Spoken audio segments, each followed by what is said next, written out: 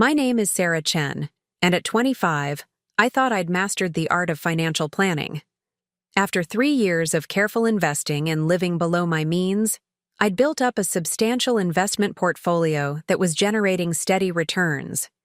But everything I believed about family loyalty and trust shattered the day I discovered my parents had been secretly funneling my investment income into my sister's extravagant wedding, leaving me with nothing but fabricated bank statements and broken dreams. Before we jump back in, tell us where you're tuning in from, and if this story touches you, make sure you're subscribed, because tomorrow I've saved something extra special for you. Growing up in a middle-class suburban neighborhood in Massachusetts, I'd always been the responsible one. While my older sister Madison spent her weekends at parties and shopping sprees, I was the 14-year-old who religiously saved her allowance and babysitting money. Our parents never failed to point out how different we were. "Sarah's our practical one," they'd say with a mixture of pride and mild disapproval, as if being sensible was somehow less appealing than Madison's carefree approach to life. My fascination with finance started during my junior year of high school when Mr. Rodriguez, my economics teacher, introduced us to the concept of compound interest. While other students dozed off during his passionate explanations of investment strategies, I sat transfixed, scribbling notes and asking questions that went far beyond the curriculum. He noticed my enthusiasm and began lending me books on personal finance and investment strategies. "You have a gift for this, Sarah," he told me one day after class. "Most teenagers can barely think past the weekend, but you're already planning for your future. Don't let anyone make you feel like that's a bad thing." Those words stuck with me, becoming a sort of mantra through college where I majored in finance at UMass Amherst. While Madison dropped out of 3 different colleges before finally settling on a career as a wedding planner, I graduated summa cum laude. My parents attended both our graduation ceremonies with equal enthusiasm, Madison's from her 6-month wedding planning certification program and mine from university. "Everyone has their own path," Mom would say diplomatically. Landing a job at a prestigious consulting firm in Boston right after graduation felt like validation of every careful choice I'd made. My starting salary was modest by industry standards, but I had a plan. I lived in a tiny studio apartment in Somerville, bought my clothes from thrift stores, and packed my lunches. Every month, I put 40% of my salary into a carefully researched portfolio of index funds and dividend-paying stocks. By my 3rd year at the firm, my investment strategy was paying off. The monthly dividend payments had grown substantial enough to cover my rent, and I was starting to see real gains in my portfolio. I kept detailed spreadsheets tracking every penny, projecting future growth, and planning my path to financial independence. My colleagues thought I was obsessive, but I saw it as building my future, one calculated investment at a time. Madison, meanwhile, had built a name for herself in the wedding planning industry. She had a talent for creating lavish, Instagram-worthy celebrations that caught the attention of Boston's upper crust. Her business was growing, but so were her expenses. Every success seemed to be accompanied by a new designer bag or a luxury car lease. Our parents beamed with pride at her achievements, even though they occasionally had to help her cover her rent when clients paid late. "You should learn to enjoy life more," Madison would tell me during our monthly family dinners. "All that money you're saving. What's the point if you're not living?" She'd gesture at her latest Gucci purchase or show off photos from her recent weekend getaway to the Hamptons. Our parents would nod in agreement, casting concerned glances my way as I picked at my mother's pot roast. But I had dreams they couldn't see. My spreadsheets weren't just numbers. They were the foundation of my future. I'd calculated that by age 35, I could potentially achieve financial independence. My investments would generate enough passive income to give me choices, start my own business, travel the world, or continue working on my own terms. It wasn't about deprivation, it was about freedom. That's why I checked my investment accounts religiously, tracking every dividend, payment, and market fluctuation. I had automated alerts set up for any unusual activity, and I reviewed my statements line by line each month. My system was foolproof, or so I thought. The first sign that something was wrong came in the form of a casual comment from my colleague, Jessica, during our coffee break. "The market's been amazing this quarter," she said, scrolling through her phone. "My dividend payments are up almost 15% from last year." I frowned, pulling up my own investment app. According to my statements, my dividends had remained surprisingly flat despite the market's performance. But before I could investigate further, my phone lit up with a text from Madison. "Emergency family meeting this weekend," it read. "Mom and Dad want to discuss wedding venues. They're thinking about remortgaging the house to help with the costs. Can you believe it? But don't worry. I found the perfect castle in Newport." I stared at my phone screen, a knot forming in my stomach. Something about the timing felt off. As I pulled up my banking app to do a deeper dive into my accounts, I had no idea I was about to uncover a betrayal that would shake my family to its core. That Saturday morning, I arrived at my parents' house in Winchester, the same modest colonial where Madison and I had grown up. The maple trees lining the driveway were just starting to turn golden, a reminder that autumn was approaching. As I pulled up behind Madison's leased Range Rover, I noticed my father pacing on the front porch, phone pressed to his ear, gesturing animatedly. Inside, the scene was surprisingly festive. Mom had prepared an elaborate brunch spread, her famous eggs Benedict, fresh fruit platters, and the Belgian waffles she only made for special occasions. Madison sat at the kitchen island, her laptop open to a Pinterest board full of fairy tale wedding venues, while Mom hovered nearby, pointing at various images with enthusiasm. "Sarah!" Madison squealed when she saw me, jumping up to give me a hug. The diamond on her engagement ring caught the morning light, throwing tiny rainbows across the kitchen wall. "You won't believe what Marcus and I have planned. Show her." "Mom!" Our mother pulled up a video of Rosecliff, one of Newport's famous Gilded Age mansions. The camera panned across marble terraces and ornate ballrooms, while Madison provided running commentary about flower arrangements and string quartets. The estimated cost made my head spin. Just the venue rental alone was more than my annual salary. "It's perfect for Madison," Mom said, beaming. "She's always dreamed of a fairy tale wedding." She hesitated, then added, "But the costs are adding up faster than we expected." Dad finally came inside, tucking his phone into his pocket. He looked tired, the kind of bone-deep exhaustion I recognized from my own long hours at the office. "Ladies," he said, trying to sound upbeat, "we need to have a family discussion about finances." We gathered around the dining room table, the Baz, one that had hosted 20 years of family meetings, holiday dinners, and homework sessions. Mom brought over coffee, serving it in the fancy china cups usually reserved for Christmas morning. The familiar ritual felt oddly formal, like they were trying to soften whatever was coming next. "As you know," Dad began, "Madison's wedding is next spring. We've always promised to give both our girls their dream weddings." He glanced at me, though I'd never expressed any interest in elaborate celebrations. "But with the current market conditions, our investments haven't performed as well as we'd hoped." I straightened in my chair. This was familiar territory. Finances, investments, markets. "What kind of returns are you seeing?"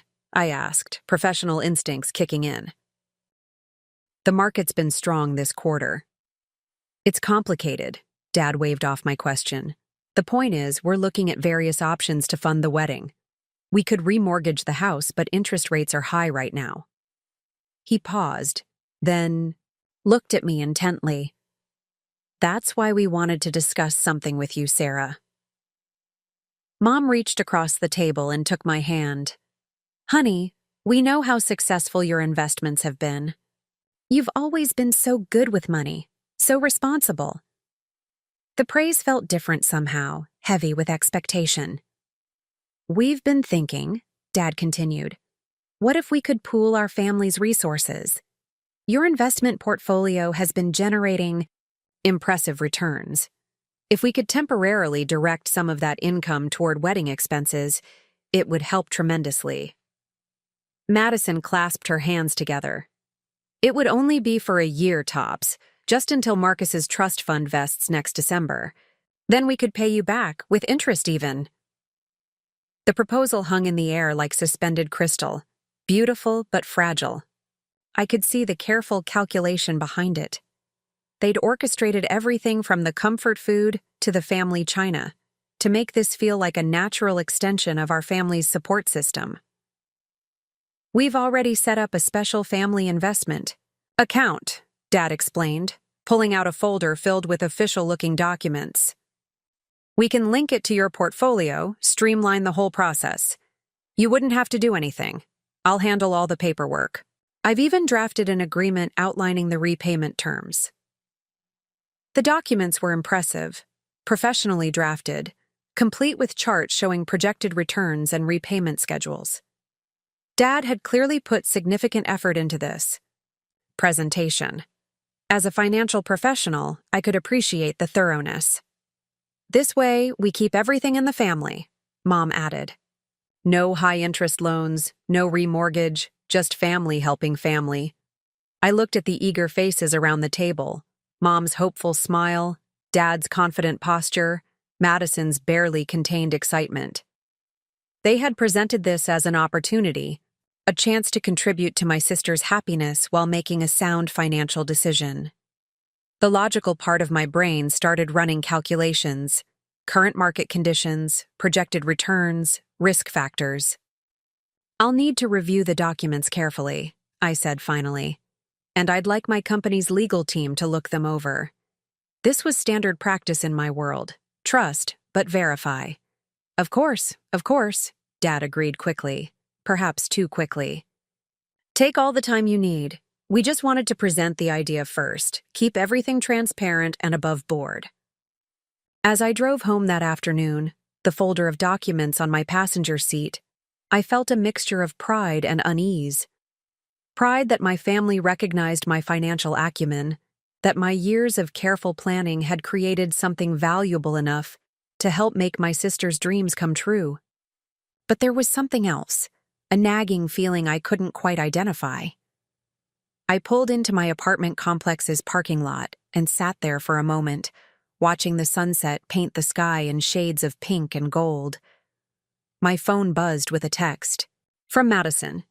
"Thank you for considering this, sis. You're the best. P.S. Wait until you see the bridesmaid dresses I've picked out." I smiled despite myself, picked up the folder, and headed upstairs to my apartment. Time to do what I did best, analyze the numbers and make an informed decision. Little did I know, this folder would lead me down a path that would test every belief I had about family, trust, and the true cost of dreams.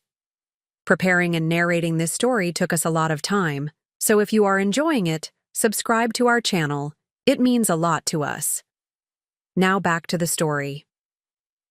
The following Monday morning, I arrived at my office an hour early, the folder of documents from my father tucked securely in my briefcase.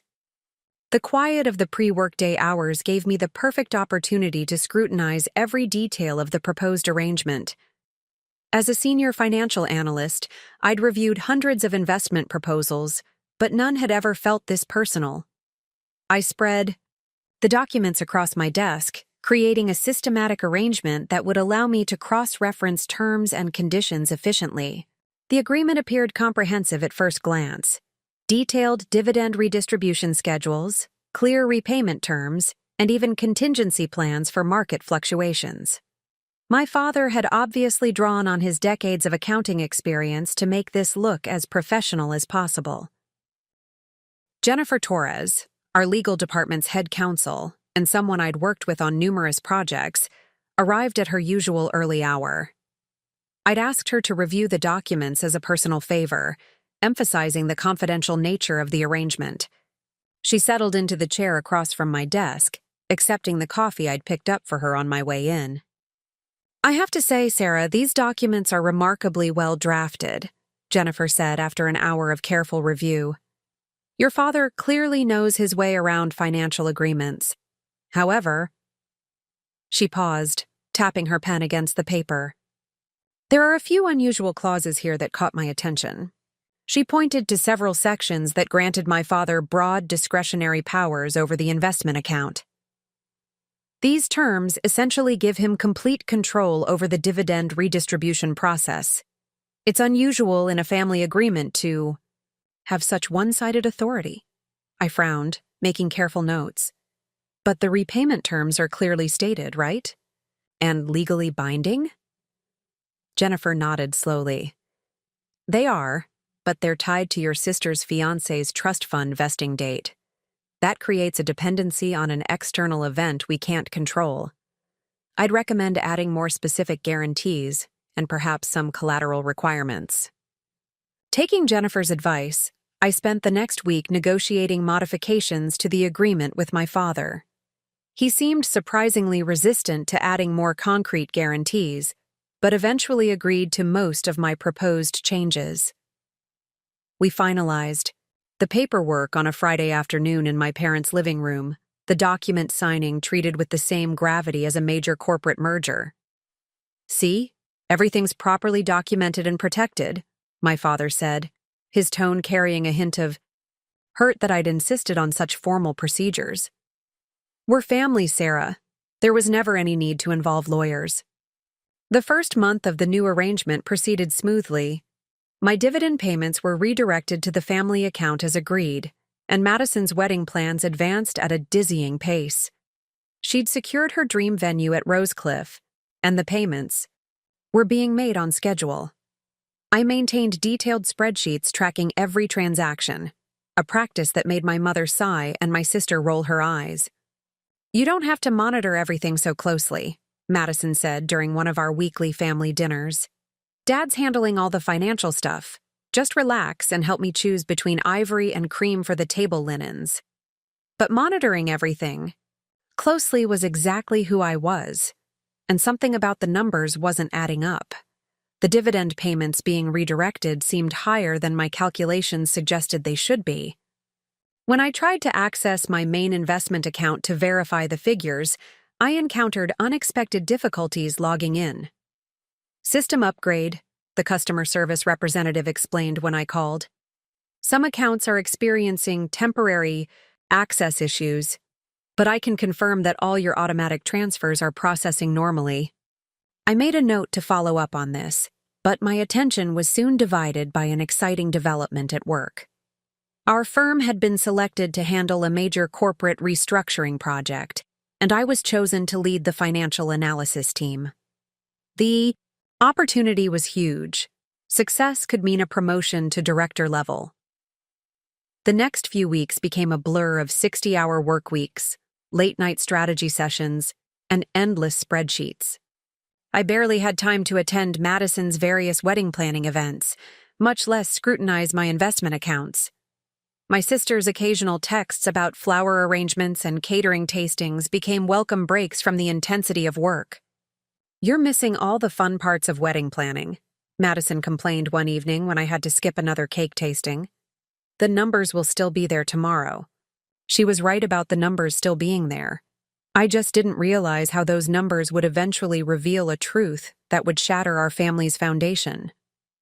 For now, though, I was caught in the delicate balance of managing my professional responsibilities while trying to maintain my role as the supportive sister. It wasn't until I received an unusual email from my bank that the first real warning sign appeared. It was a standard notification about a change in automatic payment settings, but something in the wording caught my attention. The message referenced modifications to transfer authorities that I didn't remember authorizing. When I tried to investigate further, I encountered the same login issues as before. Frustrated, I made a note to visit my local bank branch in person as soon as the corporate restructuring project allowed.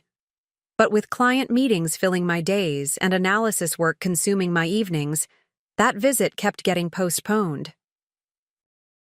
Everything's proceeding according to plan, my father assured me during our monthly investment review meeting, pushing a neat summary report across his home office desk. The wedding expenses are all on track. and the investment returns are performing as projected. I accepted his report, adding it to my growing file of documentation. Yet that evening, as I updated my personal financial records, a pattern began to emerge, one that my exhausted mind wasn't quite ready to process. The numbers told a story, but it wasn't until much later that I would understand just what that story meant. For now, I focused on what I could control: my work performance, my careful documentation, and my support of Madison's rapidly approaching wedding. Little did I know that my professional skills, the very ones keeping me too busy to investigate fully, would eventually become the tools that would uncover a devastating truth. The corporate restructuring project was entering its final phase when everything changed. I was preparing for a crucial client presentation, reviewing financial projections in my office late one evening, when my phone lit up with an unexpected notification. It wasn't from my usual banking app, but rather from an investment tracking platform I'd recently started using to monitor market trends. Unusual trading activity detected in linked accounts, the notification read. Multiple high-volume transfers executed in the past 48 hours. I frowned, reaching for my laptop. The timing was peculiar. These notifications typically came during regular trading hours, not at 9:47 p.m. on a Tuesday. As I logged into the platform, another notification appeared, this one from my credit monitoring service. Identity verification required for recent financial activity. My heart rate quickened as I navigated through the platform's interface. The system was showing unauthorized access attempts from multiple IP addresses, all trying to link additional accounts to my investment portfolio. Someone was attempting to integrate new financial channels into my carefully structured investment network. I immediately tried to access my main investment account, but encountered the same login issues that had been plaguing me for weeks. This time, however, I wasn't going to accept another vague explanation about system upgrades. I dialed the investment firm's emergency after-hours number, my fingers drumming anxiously on my desk as I waded through the security verification process. Ms. Chen, I'm showing multiple authorized user additions to your account over the past 3 months, the security specialist said, his professional tone carrying a note of concern. The most recent was processed yesterday, granting full trading privileges to a James Chen. I assume that's your father? My blood ran cold. I never authorized any additional users on my account. Not my father, not anyone. The specialist's typing became more urgent. I'm also seeing several new automatic transfer arrangements that were established using your secure access credentials. These are redirecting funds to multiple external accounts. As he continued detailing the unauthorized changes, I pulled up the documentation my father had given me during our monthly reviews. The numbers he'd shown me suddenly appeared suspiciously neat, too perfectly aligned with projected returns in a market that had been anything but predictable. I need you to freeze all account access immediately, I said, my voice steadier than I felt.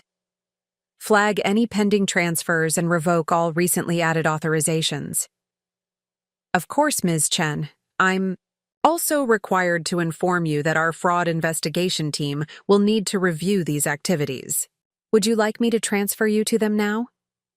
Before I could respond, my office phone lit up with an internal call. It was Jennifer Torres from Legal, still working late on the restructuring project. I put the investment specialist on hold to answer. Sarah, I've found something concerning, Jennifer said without preamble. I was reviewing some precedents for tomorrow's presentation when I remembered a detail from your family's investment agreement. I did some digging into similar cases and, well, you need to see this right away. 20 minutes later, I was in Jennifer's office, staring at the documents spread across her desk. She had pulled up the original agreement I'd signed with my father and compared it with the copies I'd been receiving during our monthly reviews. They were different, subtly but significantly different. Look at the clause regarding dividend redistribution, Jennifer pointed out. The version you signed limited the arrangement to specific dividend payments from a designated subset of investments. But these monthly reports your father provided? They reference a much broader authority, encompassing nearly your entire portfolio. I felt the room spin slightly as implications began cascading through my mind. How is that possible? The documents he's been showing me must be forgeries. Not forgeries exactly, Jennifer corrected, her legal training evident in her precise language. More like carefully modified versions of the original agreement. Someone with financial expertise created these variations to gradually expand their access to your investments. It's quite sophisticated, actually. My phone buzzed again, another notification from my credit monitoring service. This time, it was alerting me to a mortgage application submitted in my name, a mortgage I had definitely not applied for. With trembling fingers, I pulled up my banking app, bypassing the investment accounts I could no longer access and focusing on my basic checking account. The balance was far lower than it should have been. Scrolling through recent transactions, I discovered dozens of transfers I had never authorized, all carefully timed to avoid triggering standard fraud alerts. I need to go to the police, I said, standing up so abruptly my chair rolled backward. This isn't just unauthorized access, this is theft. Jennifer caught my arm. Wait, before you do that, there's something else you need to see. She pulled up a database of corporate filings. I checked the registration details for that family investment account your father established. It's not just linked to your sister's wedding expenses. There are multiple shell companies involved, all created in the past year, all with variations of your family members' names. The implications hit me like a physical blow. This wasn't just about Madison's wedding. This was a systematic scheme to drain my investment accounts, using the wedding as a cover story to justify the initial transfers while setting up a more extensive network of unauthorized access. As I sank back into my chair, my phone lit up with a text from Madison. Emergency! The wedding planner needs another deposit for the venue today or we'll lose our date. Dad said to tell you he's having trouble accessing the investment account. Can you please fix it ASAP? My perfect day depends on this. I stared at the message, my sister's panic over wedding planning taking on a sinister new context. How much did she know? Was she an unwitting pawn in our father's scheme, or a willing participant? The fraud investigator was still holding on. My other line, waiting patiently for me to return to our conversation about unauthorized access and legal implications. In that moment, sitting in Jennifer's office, surrounded by evidence of my family's betrayal, I had to make a decision that would change everything. The next 24 hours passed in a carefully orchestrated sequence of professional and personal damage control. Years of handling complex financial projects had taught me the importance of methodical action under pressure. I spent the night in my office, transforming one of our project planning rooms into a command center for managing this crisis. Jennifer stayed with me, her legal expertise proving invaluable as we documented everything. We created a comprehensive timeline of events, cross-referencing every transaction, every modified document, and every suspicious access attempt. The evidence mounted with each passing hour, revealing a scheme so intricate it both impressed and horrified me with its sophistication. Your father must have been planning this for months, Jennifer observed, examining a pattern of gradually escalating unauthorized access attempts. He used your trust and family relationships to bypass normal security protocols, then exploited your professional commitments to hide his activities. Dawn was breaking when my phone rang again. Madison's name flashed on the screen, her third call since her emergency text about the venue deposit. I let it go to voicemail, focusing instead on the email I was drafting to the investment firm's fraud investigation team. You'll have to talk to them eventually, Jennifer pointed out, sliding a fresh cup of coffee across the desk. But first, we need to secure your remaining assets. She was right. I had spent years building my investment portfolio, carefully, selecting each position, reinvesting dividends, and planning for long-term growth. Now I had to focus on salvaging what remained. Working methodically, we began executing a financial lockdown protocol. First, I initiated emergency freezes on all my investment accounts, not just the ones showing suspicious activity. The customer service representatives I spoke with became increasingly concerned as the pattern of unauthorized access became clear. Each call added new details to our growing documentation. Next, I contacted my bank to freeze my personal accounts and credit files. The fraud department representative gasped audibly when I described the scope of the unauthorized activities. Ms. Chen, this level of access usually indicates inside knowledge of your financial patterns. Are you certain you want to proceed with a formal investigation? Absolutely certain, I replied, my voice steady despite the emotion threatening to break through. Family relationships don't excuse financial fraud. By mid-morning, I had to address the professional implications. I requested an urgent meeting with my direct supervisor, Elizabeth Morgan, who had always been a mentor as much as a boss. As I explained the situation, her expression shifted from concern to determination. Take whatever time you need to handle this, she said firmly. I'll reassign your portions of the restructuring project. Your career won't suffer because of someone else's actions. I shook my head. I need to stay involved with the project. Working helps me think clearly, and right now, I need that more than ever. Elizabeth studied me for a moment before nodding her understanding. Around noon, another text arrived from Madison. The venue coordinator is threatening to release our date. Why aren't you answering my calls?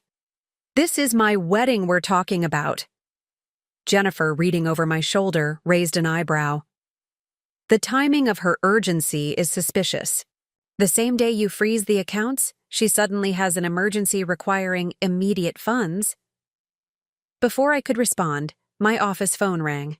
The investment firm's fraud investigation team had completed their preliminary review. The investigator's voice was grave as she detailed their findings. Ms. Chen, we've traced the unauthorized access patterns. Someone has been systematically manipulating your investment accounts using credentials that appear legitimate on the surface. The activity suggests deep familiarity with financial systems and regulatory loopholes. She paused before continuing. We've identified multiple shell companies receiving redirected funds. The pattern suggests this isn't just about wedding expenses. It appears to be a sophisticated embezzlement scheme. The word embezzlement hung in the air, heavy with implications. This wasn't just a family matter anymore. It was potentially criminal. As I absorbed this information, my phone buzzed with an email from my father. The subject line read, "Let's handle this as a family." I opened the email, Jennifer reading over my shoulder. My father's words were carefully chosen, emphasizing family loyalty and suggesting we meet privately to resolve any misunderstandings. The tone was reasonable, professional even, but carried an undercurrent of manipulation that I now recognized all too clearly. He's trying to keep this out of official channels, Jennifer observed. Classic damage control strategy. And classic emotional manipulation, I added, noting how he referenced my grandmother's teachings about family unity and loyalty. The same grandmother who had taught me the value of financial independence and ethical behavior. As evening approached, I had to make a decision about how to proceed. The evidence was clear, but the path forward was complicated by layers of family relationships and professional implications. My father was a respected accountant in the community, and Madison's wedding plans had already been publicized in local social circles. The weight of the decision pressed down on me as I stood at my office window, watching the city lights come on. Behind me, spread across my desk, lay the documented evidence of my family's betrayal. Ahead of me lay choices that would reshape not just my financial future, but the very foundation of my family relationships. The morning after freezing my accounts, I arrived at work to find 3 urgent voicemails from my mother. Each message grew progressively more distraught, culminating in tears about how I was destroying the family with my paranoid suspicions. I had barely finished listening to them when my father's name appeared on my caller ID.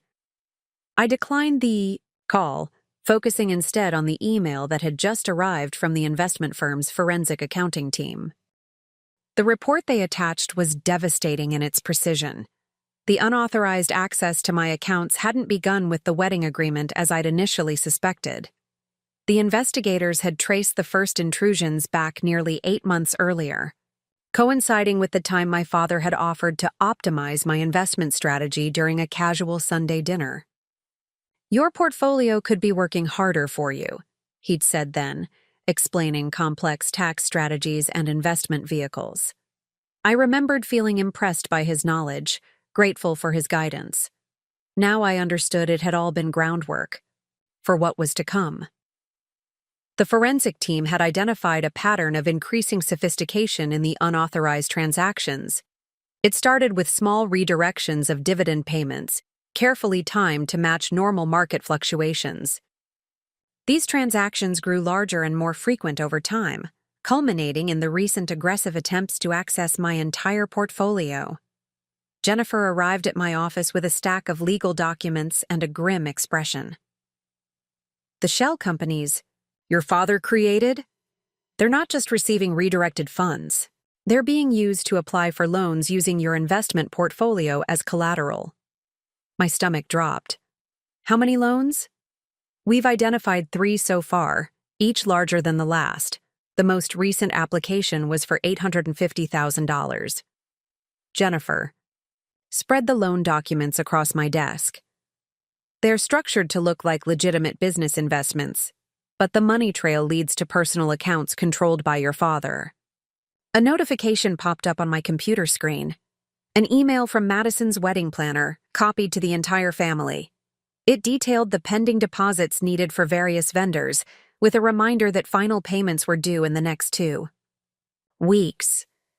The total amount made me catch my breath: $375,000. "That's far more than the original budget we discussed," I said, comparing the figures to my earlier notes. "The costs have nearly doubled." Another email arrived, this one from Marcus, Madison's fiancé. "Sarah, we need to talk about the trust fund situation. There are some complications with the vesting date. Call me ASAP." Jennifer read the email over my shoulder and frowned. "Didn't your father's entire repayment plan hinge on that trust fund?" Before I could respond, my office phone rang. It was Elizabeth Morgan, my supervisor. "Sarah, I've just received a concerning call from one of our major clients. Someone reached out to them claiming to represent your family's investment interests. They were asking about your involvement in their accounts." My professional reputation was now at risk. Someone, almost certainly my father, was attempting to leverage my client relationships. The lines between personal and professional were blurring dangerously. I spent the next hour on conference calls with our compliance department and client relations team, documenting the unauthorized contact and implementing protective measures for client accounts. My colleagues were supportive, but I could sense their unease. Financial firms survive on trust and reputation. Family scandal involving financial fraud was potentially career-ending. By early afternoon, the situation had escalated further. The bank's fraud investigation team requested an urgent meeting. They had discovered additional unauthorized attempts to access my accounts from multiple locations. Someone was trying to override the security freezes I'd put in place. During the meeting, the lead investigator displayed a complex web of transactions on his laptop screen. "Ms. Chen, this goes beyond simple unauthorized access. We're seeing evidence of systematic identity theft and financial fraud. The perpetrators have attempted to create duplicate credentials using your personal information." As he continued explaining the technical details, my phone buzzed with a text from my mother. "Your father has been hospitalized with chest pains. Are you happy now? Is this what you wanted?" The emotional manipulation was escalating alongside the financial deception. I showed the message to Jennifer, who immediately began documenting it as part of the pattern of coercion we were tracking. "They're trying to force you to back down," she observed. First with guilt about the wedding, now with health scares. Classic pressure tactics. A quick call to the hospital revealed that my father hadn't been admitted at all. The lie was another attempt to manipulate my emotions, to make me question my actions. The day's final blow came in the form of an email from my investment advisor. He had discovered unauthorized attempts to liquidate my long-term holdings, including my retirement accounts. The transactions had been blocked by the security freeze, but the intention was clear. They were trying to strip my portfolio down to nothing. As I sat in my office that evening, reviewing the mounting evidence of financial and emotional manipulation, my phone lit up with yet another call from Madison. This time, she left a voicemail that chilled me to the core. "Sarah, you need to fix this now." Her voice was cold, controlled. "Do you have any idea what you're doing to this family? Dad says if you don't unlock the accounts by tomorrow, he'll have no choice but to involve his lawyer. He says your accusations could destroy his professional reputation. Is that what you want? To destroy everything our family has built?" The threat of legal action from my own father marked a new phase in this family crisis. As I listened to Madison's message a second time, I realized we had crossed a point of no return. This was no longer just about unauthorized account access or wedding expenses. This was about years of manipulation, carefully orchestrated deception, and a fundamental betrayal of trust. The breaking point came at 9:15 a.m. the next morning. I was preparing for a client meeting when my office phone rang with a call from the investment firm's security team. They had detected an aggressive attempt to override all security protocols on my accounts using emergency family access codes. The attempt had originated from my father's office IP address. "Ms. Chen, whoever is attempting this override has professional-level knowledge of our security systems," the security specialist explained. "They're using administrative backdoors that are typically only known to financial industry insiders. We've blocked the attempt, but they're still actively trying to breach the security measures." As I listened to the specialist detail the increasingly sophisticated attempts to access my accounts, my cell phone lit up with a notification. The bank's fraud detection system had identified multiple attempts to initiate wire transfers from my frozen accounts. Each attempt used slightly different variations of my personal information, testing the system for vulnerabilities. Jennifer burst into my office, laptop in hand. "Sarah, we have a situation. Your father just filed an emergency petition with the State Financial Regulatory Board. He's claiming you're mentally unstable and unable to manage your own financial affairs. He's requesting immediate temporary conservatorship of your accounts." The audacity of the move struck me like a physical blow. My father was attempting to use his professional connections and knowledge of the financial system to legally seize control of my assets. It was a sophisticated play that could potentially override all the protective measures I'd put in place. "There's more," Jennifer continued, her expression grave. "He submitted documentation claiming a history of erratic financial behavior. He's using your recent account freezes and fraud reports as evidence of paranoid tendencies." My phone buzzed. Again, this time with an email from Marcus, Madison's fiancé. The subject line read, "Trust fund status, urgent update." With trembling fingers, I opened the message. "Sarah, I need to come clean about something. There is no trust fund vesting in December. There never was. Your father suggested I mention it as part of the wedding financing discussion. I'm sorry. For my part in this deception, I'm sending this because I can no longer participate in what's happening. Madison ended our engagement this morning after I refused to sign some documents your father prepared." The pieces suddenly clicked into place.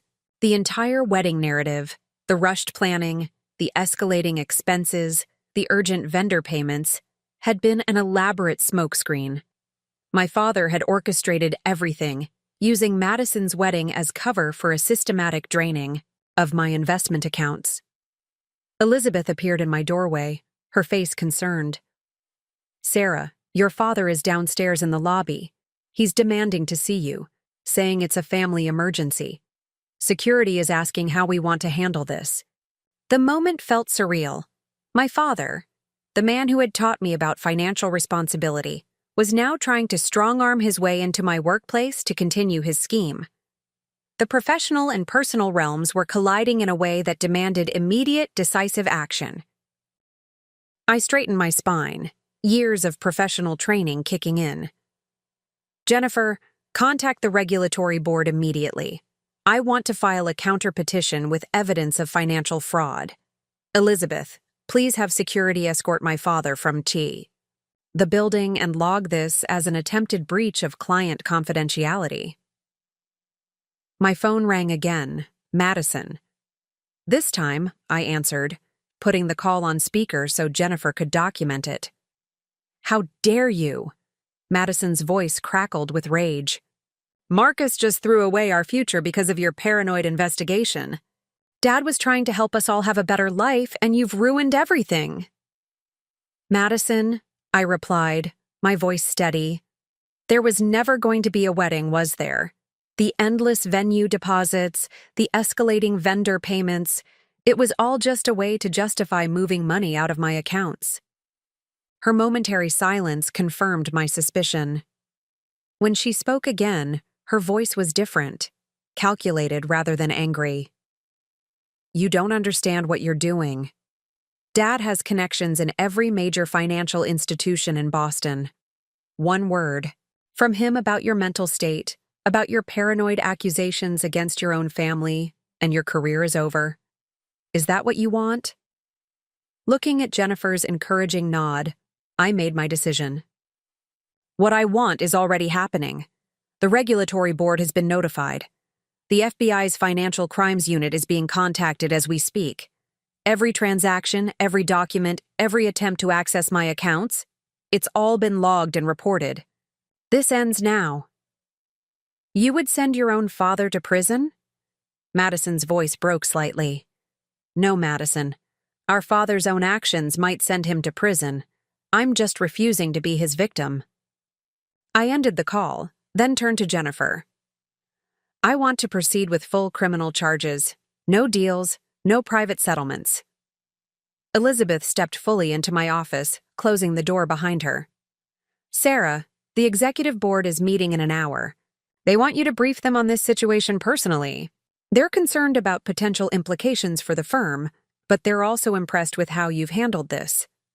They're talking about having you lead a new division focused on detecting and preventing family financial fraud." A strange calm settled over me as the path forward became clear.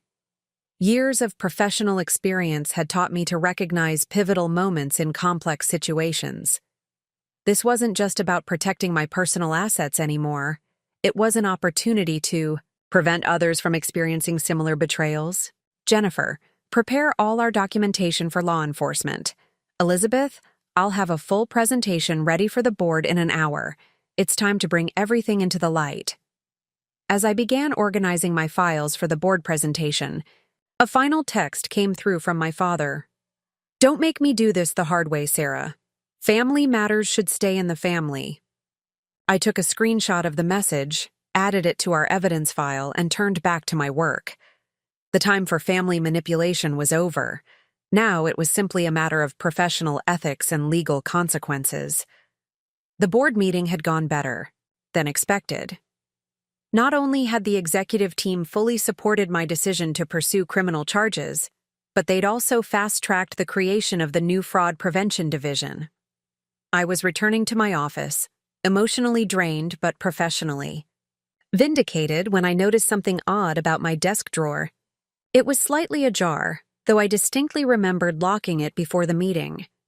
Inside, my files appeared undisturbed, but something about their arrangement felt off. Years of handling sensitive financial documents had made me meticulous about organization. Someone had been through my drawer. "The security logs," I said suddenly, turning to Jennifer, who had followed me into the office. "Can we check who accessed this floor during the board meeting?" A quick call to security revealed that someone claiming to be from IT had accessed our floor, citing a routine system check. The description matched my father's assistant, Thomas, who I'd known since childhood. Check the network access logs. I instructed our IT department. See if anyone accessed my computer during that time frame. Within minutes, we had confirmation. Someone had logged into my computer using valid credentials, accessing my email and downloading files. But their hurried search had led them to make a crucial mistake. They'd left behind traces of their own network activity. "Look at this," our IT security lead said, pointing to his screen. "They accessed a cloud storage account from your computer. The authentication token is still active." Jennifer leaned forward. "Can we legally access that storage account given it was accessed from Sarah's computer during a potential criminal act?" The next hour was a blur of consultation with legal and IT security. Finally, we gained authorized access to the cloud storage account. What we found there shattered any remaining doubts about the scope of the deception.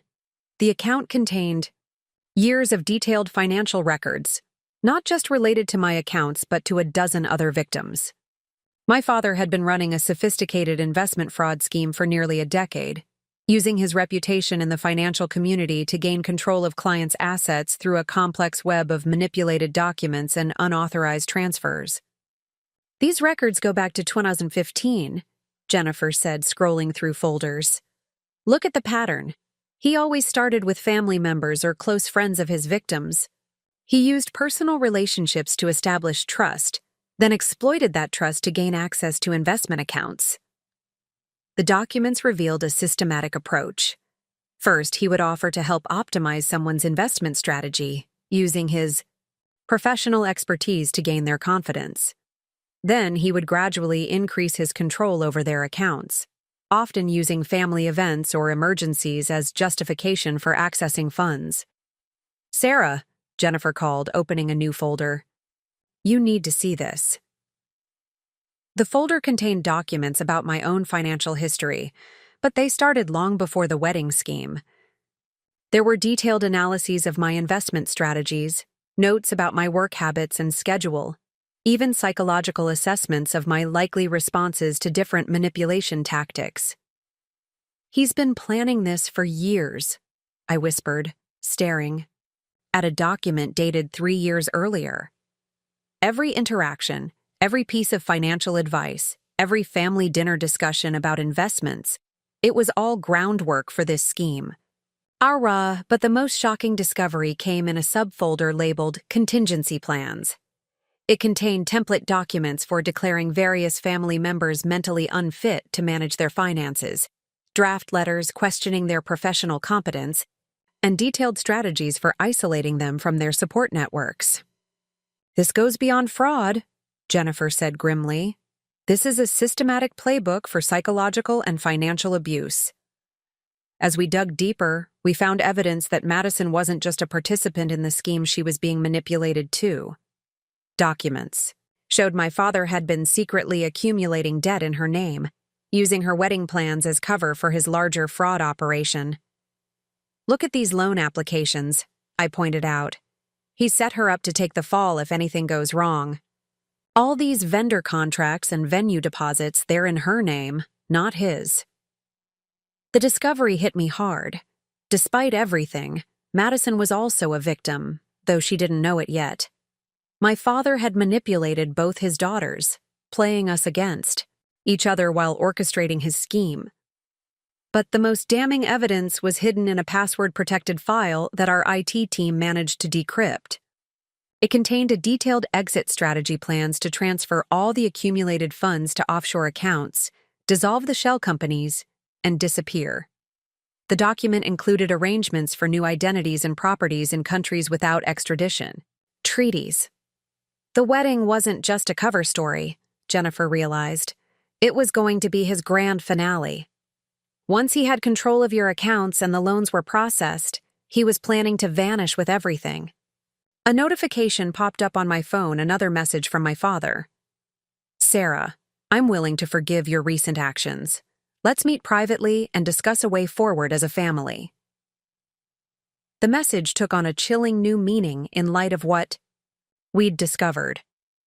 I showed it to Jennifer, who immediately began documenting it for the authorities. "This isn't just about protecting your assets anymore," she said. "You've uncovered a major financial crimes operation.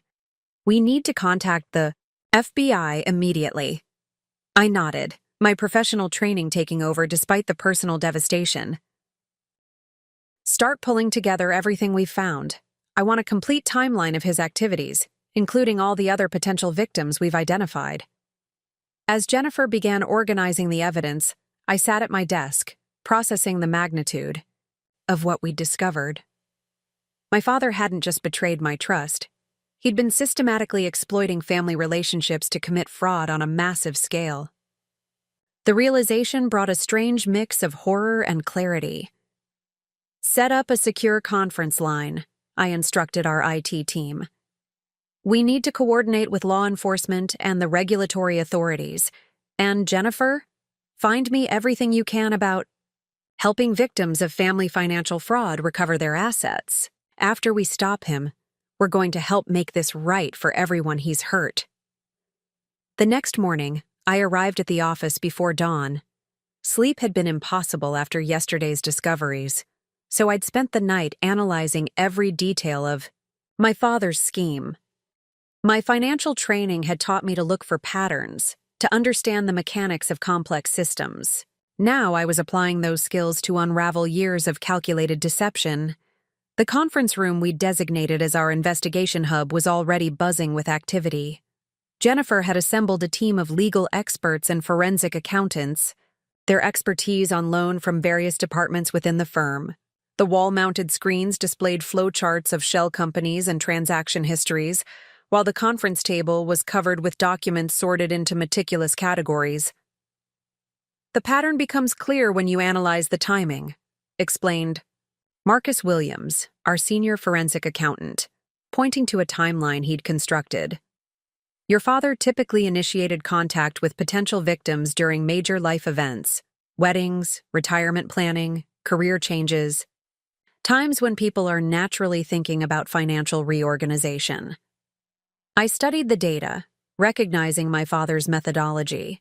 He'd used his understanding of human psychology as effectively as his financial expertise. During times of transition, people were more open to suggestions about restructuring their finances, more willing to trust someone who appeared to have their best interests at heart. "Look at how he gradually escalated his control," Marcus continued, pulling up a series of graphs. He'd start with small suggestions, building trust through legitimate financial advice. Then he'd create artificial crises that required quick decisions, using time pressure to override people's normal caution. Jennifer joined us, carrying a fresh stack of files. "We've identified 15 other victims so far, all following the same basic pattern. But you were meant to be his biggest target yet. The documentation we found shows he spent years positioning you for this." The evidence was there in black and white. My father had meticulously documented my career progress, noting every promotion and salary increase. He'd tracked my investment strategies, analyzing my approach to risk and financial planning. Even my habit of double-checking everything had been noted and factored into his plans. He used my own strengths against me, I realized, looking at a psychological profile he'd created. My attention to detail, my trust in documentation, my belief in proper procedures. He turned all of that into vulnerabilities. A notification popped up on my phone, an email from my mother. The subject line read, "Please stop this madness." I opened it, Jennifer watching with concern. "Sarah, you're destroying everything your father spent his life building. His reputation, in the community, his professional standing. How could you do this to him? To all of us? If you don't stop this investigation immediately, you'll never be welcome in this family again." I showed the email to Jennifer, who added it to our evidence file. "Classic enabler behavior," she noted. "She's choosing to attack you rather than face the truth about her husband's actions." As we continued analyzing the evidence, patterns emerged that explained so many odd moments from the past. The sudden family emergencies that required immediate financial decisions, the constant emphasis on handling things within the family, the subtle undermining of my professional confidence while simultaneously using my career success as part of his scheme. "There's something else you need to see," Marcus said, pulling up a new set of files. "We found records of previous attempts to access your accounts, dating back to when you first started your career. They failed because you'd set up additional security measures without telling anyone." I remembered those security measures, extra steps I'd taken simply because it was best practice in my industry. My father must have seen them as obstacles to overcome rather than sensible precautions. "Your professional paranoia probably saved you from being victimized years ago," Jennifer observed. "He had to wait until he had a convincing enough story, Madison's wedding, to justify asking for direct access to your accounts." The realization sparked something in my mind. I pulled up my personal files, searching for a specific document. "Here," I said, displaying an old email chain. 3 years ago, my father suggested I simplify my security protocols. He said I was being overly cautious, that it was making family financial planning too complicated. He was testing your defenses. Marcus nodded, trying to find a way in. As the morning progressed, we mapped out the full scope of the scheme. The wedding had been designed as a perfect cover, an emotional event that would justify large financial transfers and explain any urgent demands for access to funds. Madison's role as the demanding bride provided pressure to act quickly, while family loyalty was weaponized to prevent too many questions. "But here's what I don't understand," I said, staring at the timeline. "Why now? Why not wait longer? Build up even more access?" Jennifer pulled up another document, a regulatory filing we'd discovered, because the authorities were already closing in. "Look at these dates. Several of his other victims had reported suspicious activities. He needed one big score before everything fell apart." The pieces clicked into place. My father hadn't just been stealing my investments. He'd been planning to use my accounts to hide his previous frauds. My carefully documented legitimate investment portfolio would have provided cover for years of financial crimes. "He didn't count on one thing, though," Jennifer said, smiling slightly. "He trained you too well. Your professional skills and attention to detail ended up being his undoing." A new email arrived from the FBI's Financial Crimes Unit, confirming our meeting for the following morning. As I read through their preliminary questions, a sense of clarity washed over me. This wasn't just about my personal betrayal anymore. It was about protecting others from similar schemes. "Start compiling a guide," I instructed the team. "I want detailed documentation of every technique he used, every red flag we've identified. When this is over, we're going to help other people recognize these patterns before they become victims." Looking at the wall of evidence we'd assembled, I felt a strange mixture of sadness and determination. My father had spent years building this scheme, but I would spend years helping to prevent others from falling victim to similar frauds. Sometimes, understanding betrayal meant transforming it into something meaningful. The FBI agents arrived, precisely at 9 a.m., their presence adding a new level of gravity to our conference room. Special Agent Diana Martinez led the financial crimes team, her expertise immediately evident in the questions she asked. As we presented our evidence, her team took detailed notes, occasionally exchanging knowing looks. "This is one of the most sophisticated family-based financial fraud schemes we've seen," Agent Martinez commented, examining our timeline. "The level of psychological manipulation combined with technical expertise is remarkable. Your father created a perfect storm of emotional and financial pressure." I had spent the night preparing a comprehensive presentation, approaching it with the same thoroughness I applied to major client proposals. Each piece of evidence was categorized, cross-referenced, and annotated with relevant banking regulations and criminal statutes. Jennifer had helped ensure everything was properly documented for legal proceedings. We've identified 3 distinct phases of the operation, I explained, pulling up a detailed flowchart. First, the trust-building phase, where he provided legitimate financial advice to establish credibility. Second, the access-gathering phase, where he gradually accumulated control over victims' accounts. Finally, the extraction phase, where he accelerated the unauthorized transfers while creating emotional distractions to prevent detection. Agent Martinez nodded approvingly at our analysis. Your background in financial consulting has helped create a perfect record of his methodology. This will be invaluable for prosecution and for preventing similar schemes. As we walked the FBI team through the evidence, my phone buzzed with an incoming call from Marcus, Madison's ex-fiancé. I excused myself to take it in my office. Sarah, I've been going through my own records, he said, his voice tense. Your father didn't just manipulate the wedding budget. He used my personal information to apply for business loans. I found applications I never signed, using my credentials. As a medical resident, this was new information. Are you willing to make an official statement? I asked, already waving Jennifer over to my office. Yes, Marcus replied firmly. I've already contacted my bank's fraud department. I want to help stop this before he ruins more lives. Back. In the conference room, Agent Martinez was particularly interested in the psychological aspects of the scheme.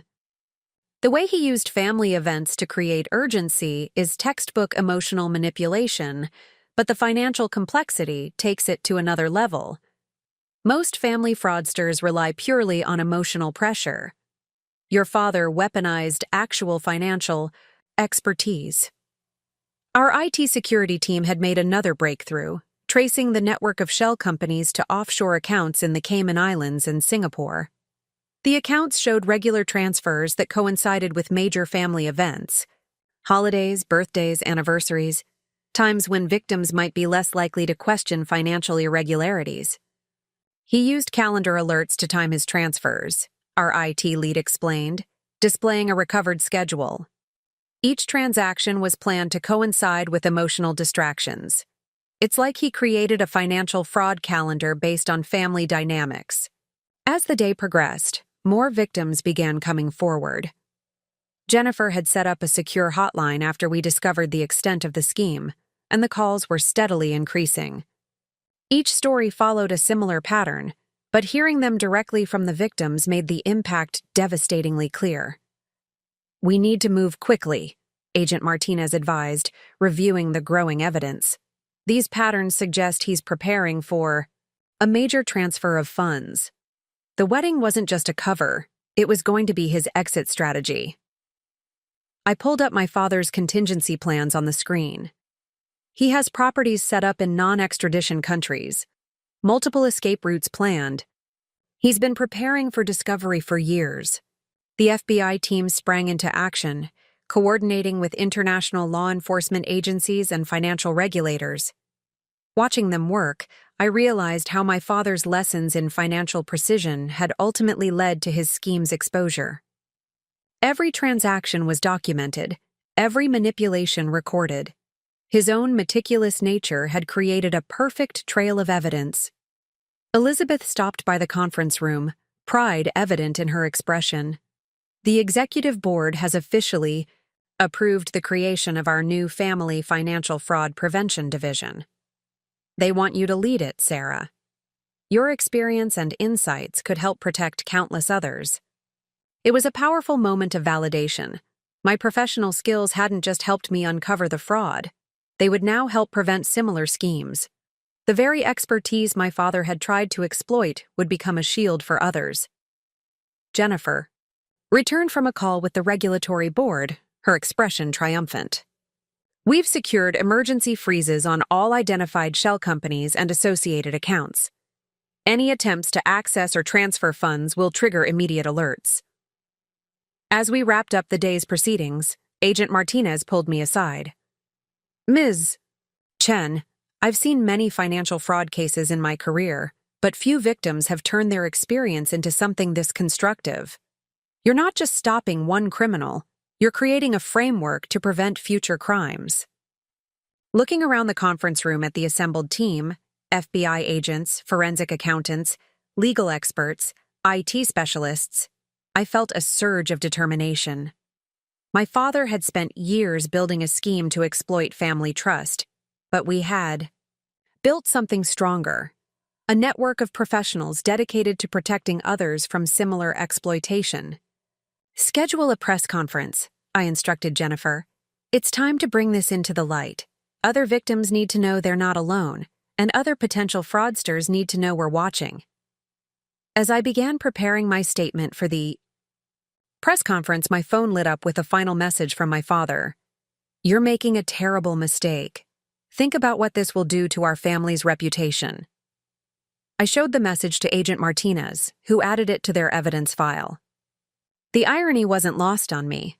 My father's concern for reputation had finally surfaced, but only when his schemes were exposed.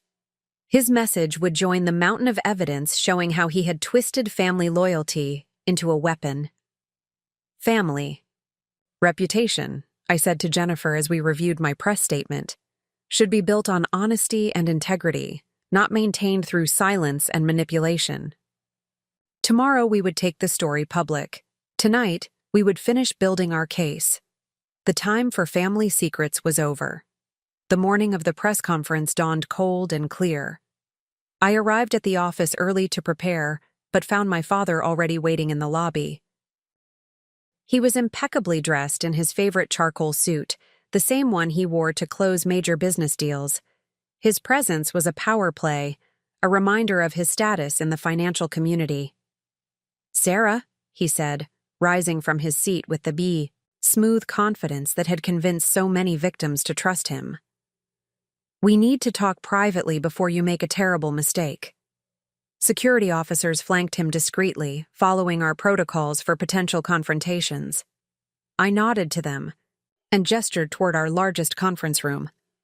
If he wanted to talk, we'd do it on my terms, in a space where everything would be recorded and witnessed.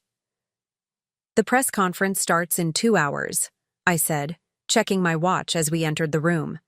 Jennifer and Agent Martinez were already there, purposefully arranging documents. "Whatever you want to say it now." My father's eyes narrowed at the presence of others, but he maintained his composure. "I taught you everything you know about finance," he began, his voice carrying that familiar instructional tone. "Every insight, every strategy, every connection you've made in this industry, it all came from me. Are you really going to throw that away over a simple misunderstanding?" I pulled up our evidence dashboard on the conference room screen, displaying the complex web of fraud he'd created. "Is this what you call a misunderstanding?" I asked, highlighting the network of shell companies. "Or this?" I switched to the documentation of unauthorized transfers. "Or maybe these?" The screen filled with statements from other victims. "You're looking at this all wrong," he countered, maintaining his calm demeanor. "Everything I did was about building family wealth, creating opportunities. Yes, I made some aggressive moves with investments, but it was all going to benefit everyone in the end." Benefit everyone? I pulled up his exit strategy documents. Like these plans to disappear with all the money? The false identities? The properties in non-extradition countries? For the first time, his confidence wavered slightly. He hadn't known we'd found those files, but he recovered quickly, changing tactics. "Think about your mother," he said softly. "Think about Madison. This scandal will destroy them. Is that what you want? To tear apart your family over some regulatory technicalities?" Jennifer stepped forward, her legal pad ready. "Mr. Chen, are you attempting to use emotional manipulation to obstruct a federal investigation?" He ignored her, focusing entirely on me. "Sarah, be reasonable. We can still fix this internally. I have contacts at the regulatory board. One phone call and this all goes away. You keep your reputation intact, the family stays together, everyone wins." "Everyone wins?" I echoed, pulling up another document. Like Marcus won when you forged his signature on fraudulent loan applications? Or like Mrs. Rodriguez won when you drained her retirement accounts? Or maybe like Madison wins with all the debt you've accumulated in her name? That last part caught him off guard. You don't understand the complexities. I understand perfectly. I cut him off, my professional training keeping my voice steady. I understand that you used your knowledge of financial systems to exploit people's trust. You didn't just steal money. You stole people's sense of security, their faith in family, their ability to trust financial advisors who might actually help them. Agent Martinez stepped forward. Mr. Chen, we have a warrant for your arrest. We can do this quietly now, or we can wait for the press conference. Your choice. My father's mask finally cracked. You ungrateful little fool, he hissed, his cultivated professional demeanor dissolving. I gave you everything. Your education, your career opportunities, your understanding of how money really works. Without me, you're nothing in this industry. I stood up straighter, drawing strength from years of professional experience. No, you taught me how money can be used to control people, but I learned how it should be used to help them. Everything I've achieved came from my own work, my own ethics, my own choices. You think anyone will hire you after this? He sneered. Once word gets out that you betrayed your own family? The financial industry runs on discretion, Sarah, on loyalty. Actually, Elizabeth said, entering the room with several board members, we're not just keeping Sarah on, we're promoting her. Her actions demonstrate exactly the kind of ethical leadership this industry needs. My father's face contorted with rage. I'll fight this. I have connections you couldn't imagine. By the time my lawyers are done. Your lawyers have already seen the evidence, Jennifer interrupted, holding up a file. They contacted us this morning to discuss plea bargain options. Apparently, they understand the strength of our case better than you do. The fight seemed to drain out of him all at once. For the first time, I saw my father for what he really was. Not a financial genius, not a family patriarch, but a fraudster who had finally run out of lies. One last thing, I said, pulling up a final document. I've established a restitution fund for your victims. Every penny you stole will be repaid, even if I have to spend years making it right. That's what real financial responsibility looks like. As the FBI agents moved to take him into custody, my father attempted one final manipulation. Your grandmother would be ashamed of you, he said quietly. She always said family comes first. I met his gaze steadily. Grandmother taught me that integrity is priceless, and today, I'm choosing to honor that lesson. Watching him being led away, I felt no triumph, only a deep conviction that I'd done what was necessary. In exposing his crimes, I hadn't just protected my own future, I'd taken a stand for every victim of family financial fraud. The press conference would begin soon. I had a new story to tell, not just about betrayal and discovery, but about the responsibility we all have to stand up against financial exploitation, even when it wears a familiar face. The press conference was scheduled for 2 p.m., but by noon, news of my father's arrest had already started spreading through Boston's financial community. My phone was flooded with messages from industry colleagues, former clients, and family friends. Each notification brought a new wave of reactions, ranging from shock to support to thinly veiled accusations.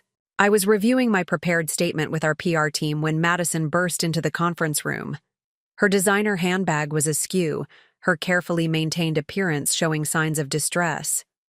Behind her, our mother followed, looking equally distraught. How could you? Madison's voice cracked with emotion. Do you have any idea what you've done? The police are at Dad's office right now going through everything. Everyone can see them. His reputation is ruined. Jennifer moved to intervene, but I held up a hand. This confrontation needed to happen. Madison, sit down. There's something you need to see. I pulled up the documentation of the loans and Credit cards opened in her name. As she scanned the documents, her face went from angry to confused to pale with shock. These credit cards.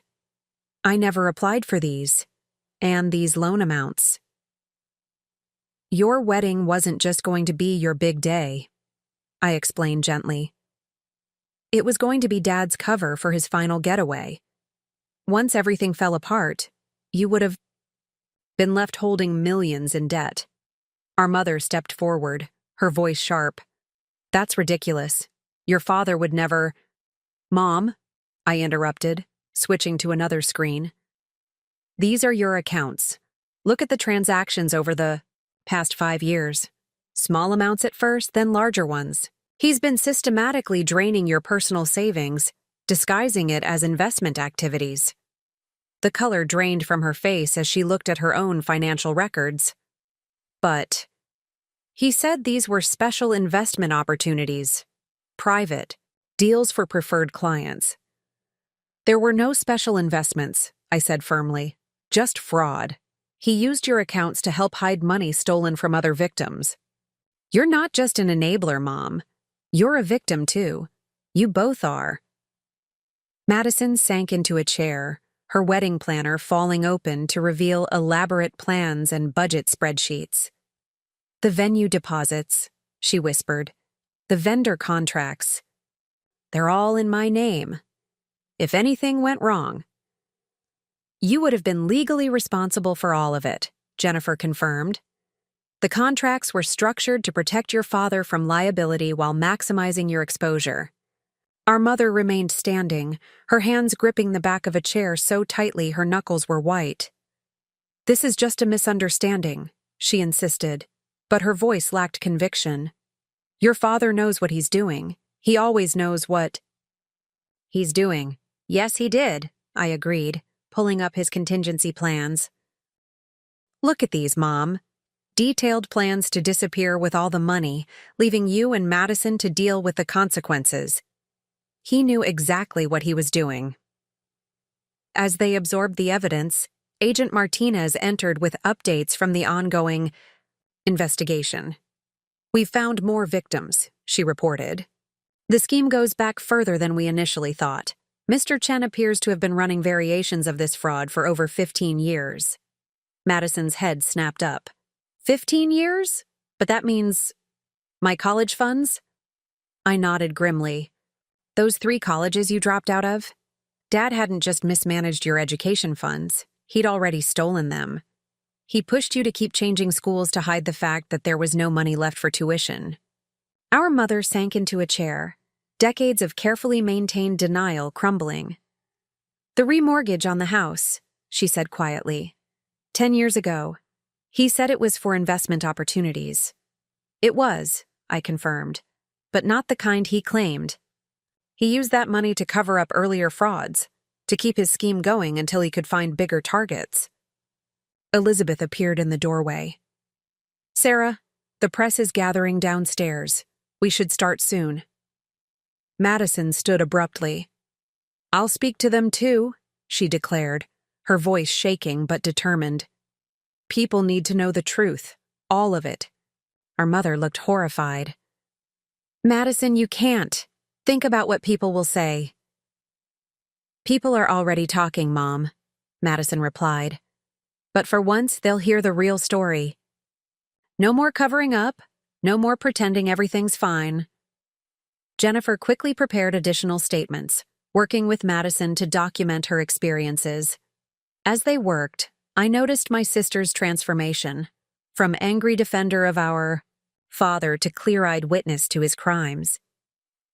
All those times you tried to talk to me about budgets and financial planning, Madison said quietly. I thought you were just being controlling, but you were trying to protect me, weren't you? I was trying to give you the tools to protect yourself, I corrected. The same tools I'm going to help give other potential victims. Agent Martinez returned with more updates.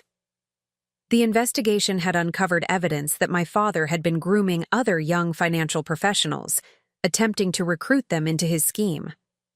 He had been planning to expand his operation, using his reputation as a successful family financial advisor to create a network of fraudsters. Your exposure of his crimes hasn't just protected current victims, Agent Martinez noted. You've prevented him from corrupting others in your industry. This could have become a much larger operation. As we prepared to face the press, I watched Madison and our mother reading through more evidence files. Their anger had transformed into something else, a determination to understand what had happened, to face the truth rather than hide from it. I want to help with the restitution fund, Madison announced. I know event planning. I can organize fundraisers, raise awareness, maybe help other families recognize the warning signs. Our mother looked up from the documents, years of willful blindness finally falling away. I'll sell the house, she said firmly, and my jewelry, everything he ever gave me. It should all go to helping the people he hurt. As we headed downstairs to the press conference, I realized that exposing my father's crimes hadn't just stopped a fraud scheme. It had freed my family from a web of lies and manipulation. Sometimes, facing a painful truth is the first step toward genuine healing. The week following the press conference was a blur of meetings, interviews, and constant coordination with various authorities. Our conference room had been transformed into a command center for what the FBI now called Operation Family Trust. Multiple agencies had joined the investigation, each bringing new revelations about the scope of my father's scheme. The pattern extends beyond Boston, Agent Martinez explained during our morning briefing. We've identified similar fraud networks in New York, Chicago, and San Francisco. Your father appears to have been building a nationwide operation, using his reputation in each city's financial community to establish credibility. I sat at the head of the conference table, surrounded by stacks of financial records and victim statements. The evidence board now covered an entire wall, with red strings connecting related cases and yellow sticky notes marking key discoveries. It was like looking at a map of betrayal, each connection revealing new layers of deception. The really ingenious part, remarked David Kumar, our forensic accounting specialist, was how he used legitimate financial expertise to mask fraudulent activities. Each transaction looked perfectly reasonable in isolation. It's only when you see the complete pattern that the fraud becomes clear. We had established a systematic approach to processing each case. Jennifer led the legal team in documenting violations, while I worked with financial experts to trace fund movements and identify assets that could be recovered. The work was emotionally draining but professionally fascinating, like solving a complex financial puzzle with personal stakes. Look at this, I said, pulling up a series of transactions on the main screen. He used my own investment strategies as a template. When people questioned transactions, he could point to my successful portfolio as proof that his methods worked. Madison had thrown herself into helping, using her event planning skills to organize victim support meetings. She'd transformed her wedding planning spreadsheets into tracking systems for victim claims, bringing order to chaos just as she'd once organized seating charts and flower arrangements. These people trusted him because he was a family man. Madison observed during one of our strategy sessions. He'd show them pictures of us, his successful daughters, his perfect family. We were props in his performance. Our mother had surprised everyone by becoming a valuable asset to the investigation. Years of managing my father's social calendar meant she had records of every meeting, every dinner, every casual encounter that he'd used to groom potential victims. December 14, 2019, she read from her meticulously kept diary. Dinner. With the Andersons. James mentioned their recent inheritance. She looked up, her face tight with recognition. 3 months later, they invested everything with him. Lost it all. The investigation had also uncovered an unexpected ally, Thomas, my father's assistant. He'd come forward with years of private notes and observations, documenting patterns he'd noticed but had been afraid to report. Your father had this way of making questionable things seem normal, Thomas explained during his official statement. He called it creative financial management. But something felt wrong. That's why I kept records, just in case. Elizabeth had fully backed our efforts, allocating firm resources and staff to support the investigation. This isn't just about catching one fraudster, she explained to the board. This is about understanding how family dynamics can be weaponized in financial crimes. The lessons we learn here will protect countless others. The firm's new Family Financial Fraud Prevention division was taking shape. We were developing protocols to identify red flags in family-based financial arrangements, creating guidelines for protecting vulnerable relatives, and establishing support systems for victims of family financial abuse. The psychological aspects are crucial, noted Dr. Rachel Chen, no relation, our consulting psychologist. Financial fraud within families creates unique trauma. Victims lose both their money and their ability to trust loved ones. We'd set up a secure hotline for potential victims, and the calls kept coming. Each story followed similar patterns, but had unique details that helped us understand the full scope of the scheme. Some victims had lost retirement savings, others had taken out loans they couldn't repay, all believing they were helping family members or participating in legitimate investments. What stands out, Jennifer observed, reviewing the victim statements, is how your father adapted his approach for each target. With younger victims, he emphasized future wealth and family legacy. With older victims, he focused on security and leaving something for their children. The restitution fund was growing as we uncovered and froze more of my father's hidden assets. International banking investigators had traced accounts in Switzerland, the Cayman Islands, and Singapore. Each discovery led to more leads, more victims, and more evidence of the scheme's complexity. He didn't just steal money, I explained to a group of banking regulators. He stole people's financial futures, their sense of security, their trust. In family, our recovery efforts need to address both the financial and emotional damage. Marcus had become an unexpected asset, using his medical training to help us understand how my father had exploited people's stress responses and decision-making under pressure. He created artificial time pressure, Marcus explained. When people are stressed, they're more likely to make quick decisions without proper due diligence. As we processed each case, patterns emerged that would help prevent future frauds. We were creating a comprehensive guide to family financial fraud, documenting every technique, every red flag, every manipulation tactic we uncovered. This work isn't just about prosecution, Agent Martinez noted. It's about prevention. Each case we document helps create better protections for others. The process was methodical, demanding, and often emotionally exhausting. But with each victim, we helped, each asset we recovered, each pattern we identified. We were building something important, a framework for protecting families from financial predators, even when those predators were trusted members of the family itself. The first major breakthrough came exactly 1 month after my father's arrest. I was in the middle of a presentation to our firm's board about the new Family Financial Fraud Prevention Division when Jennifer burst into the conference room, tablet in hand. "We found it," she announced, her typically composed demeanor cracking with excitement. "The master account, the one he used to coordinate all the transfers. It was hidden in plain sight, disguised as a charitable foundation."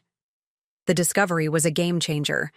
The foundation, innocuously named Chen Family Legacy Trust, had been established 5 years earlier, supposedly to provide educational grants to underprivileged students. In reality, it was the central hub of my father's entire operation. "Look at the structure," I explained to the assembled board members, quickly pulling up the foundation's financial records. Every fraudulent transaction eventually passed through this account, but they were disguised as charitable contributions or educational grants.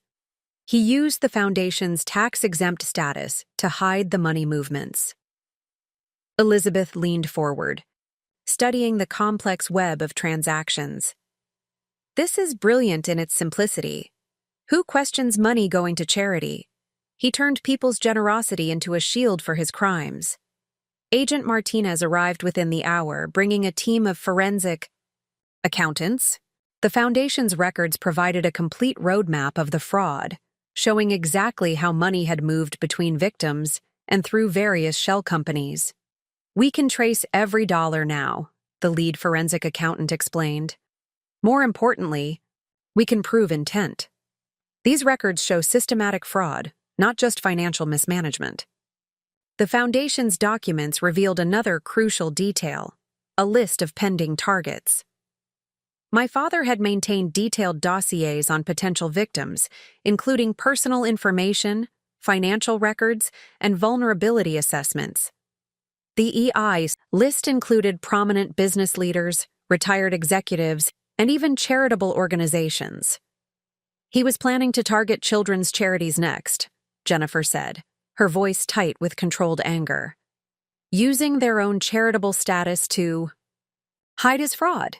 The documentation shows he was weeks away from launching this phase when we stopped him.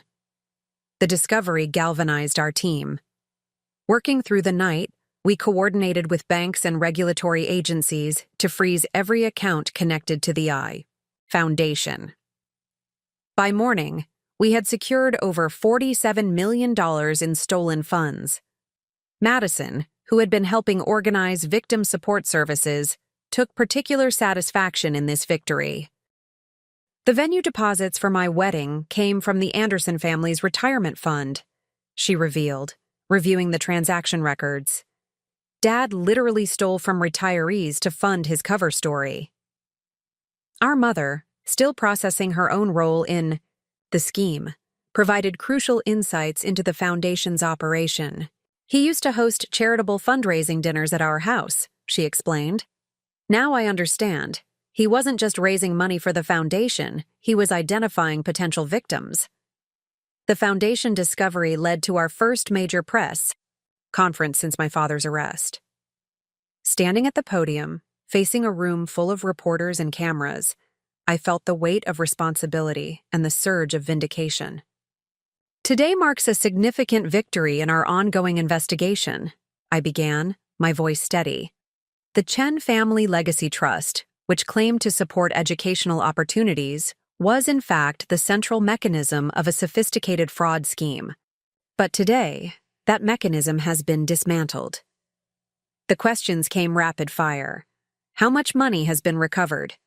How many victims were involved? What happens to the Foundation's legitimate charitable works? I addressed each question with professional clarity, drawing on my financial expertise to explain complex concepts in accessible terms. When asked about the personal impact of discovering my father's crimes, I remained focused on the broader implications. This case demonstrates how financial predators can exploit family relationships and charitable impulses, I explained.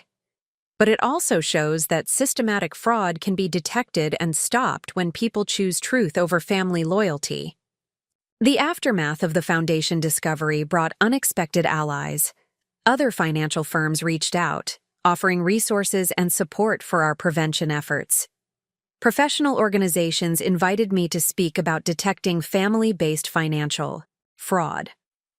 Former victims came forward to share their stories, helping build a comprehensive database of fraud tactics. Elizabeth announced the expansion of our fraud prevention division, allocating additional resources and staff. What started as one family's crisis has become a model for industry-wide reform, she declared during a staff meeting. We're not just catching fraudsters, we're changing how the financial industry approaches family-based investments. The FBI's investigation expanded to examine other charitable foundations with similar structures. Your father's scheme may have been unique in its sophistication, Agent Martinez noted, but the basic principle, using family and charity as covers for fraud, is unfortunately common. Your work here is creating new protocols for detecting these operations. Jennifer had begun drafting guidelines for regulatory reform using lessons learned from the Foundation discovery. We're seeing how traditional financial safeguards can fail when family relationships are involved, she explained. These new protocols will help protect families without stifling legitimate financial cooperation. As we processed the Foundation's records, each transaction told a story of betrayal and manipulation. But they also revealed something else: the power of professional expertise to uncover truth and achieve justice. "You know what's ironic?" Madison observed one evening as we reviewed the Foundation's charitable facade. "Dad always said money was about building legacies. In the end, his real legacy is teaching the financial industry how to prevent people like him from hurting other families." The Foundation discovery marked our first major victory, but we all knew it was just the beginning.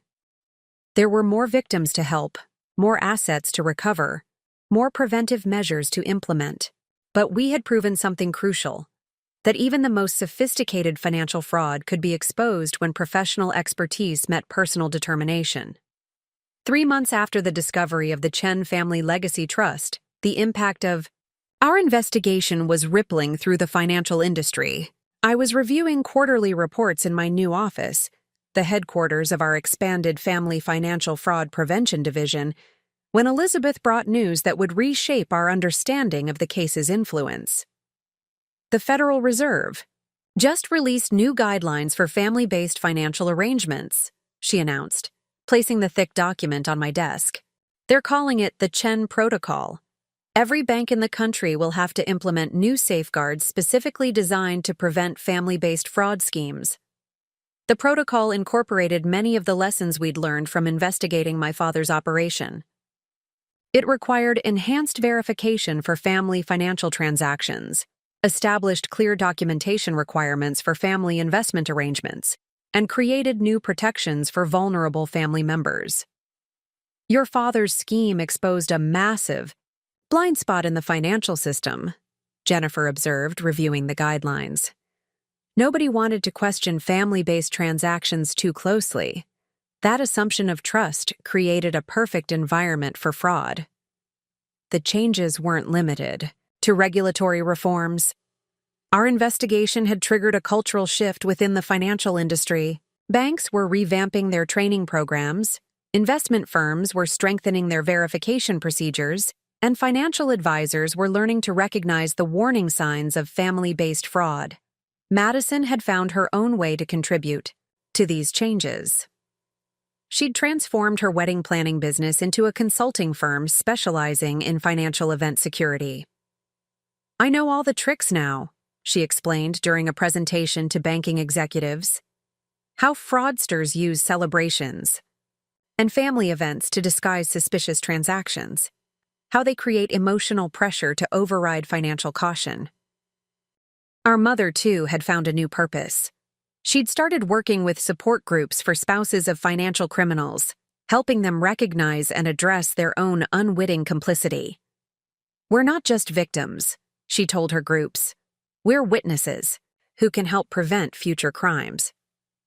The restitution fund we'd established had grown beyond our initial expectations. As news of our success spread, other financial institutions contributed resources and expertise. We'd managed to recover over 80% of the stolen funds, and the process had created a template for handling similar cases. "It's not just about the money," explained Dr. Rachel Chen during a victim support session. "It's about restoring people's faith in financial institutions and family relationships. Each successful recovery helps heal both financial and emotional wounds." Marcus, who'd become an advocate for fraud prevention in medical residency programs, shared an unexpected insight. "The psychological trauma of family financial fraud mirrors the patterns we see in domestic abuse cases," he reported. "Victims often blame themselves, make excuses for the perpetrator, and struggle to trust again. This understanding led to a new branch of our prevention efforts: psychological support services integrated with financial recovery programs. We recognized that helping victims recover their money wasn't enough. We needed to help them rebuild their capacity for trust and financial confidence." The impact on my own career had been transformative. What started as a personal crisis had evolved into a pioneering role in financial crime prevention. Our firm's board had created a new executive position, Chief of Family Financial Security, and unanimously appointed me to lead it. "You've turned a family tragedy into an industry revolution," Elizabeth noted during the announcement. "Your experience and expertise are creating protections that will benefit families for generations." Agent Martinez, who'd become a close ally in our prevention efforts, shared a startling statistic. "Since implementing the Chen Protocol, we've identified and prevented 12 major family-based fraud schemes across the country. Your father's case created the blueprint for detecting these operations before they can fully develop." The professional recognition was gratifying, but the real satisfaction came from helping other families avoid our experience. We'd established a nationwide network of financial counselors specifically trained in family dynamics and fraud prevention. These professionals served as early warning systems, identifying potential fraud before families were devastated. Jennifer had developed a comprehensive legal framework for family financial arrangements, which was being adopted by law firms across the country.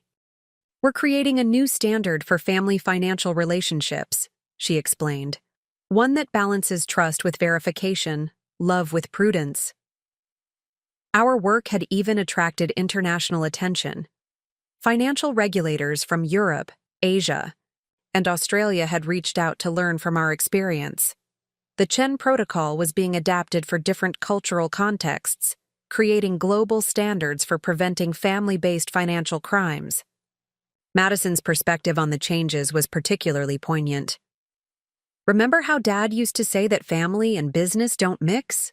she reflected during a quiet moment. He was wrong. Family and business can mix beautifully. They just need the right protections, the right understanding, the right intentions. The most unexpected outcome was how our family had grown stronger through this crisis.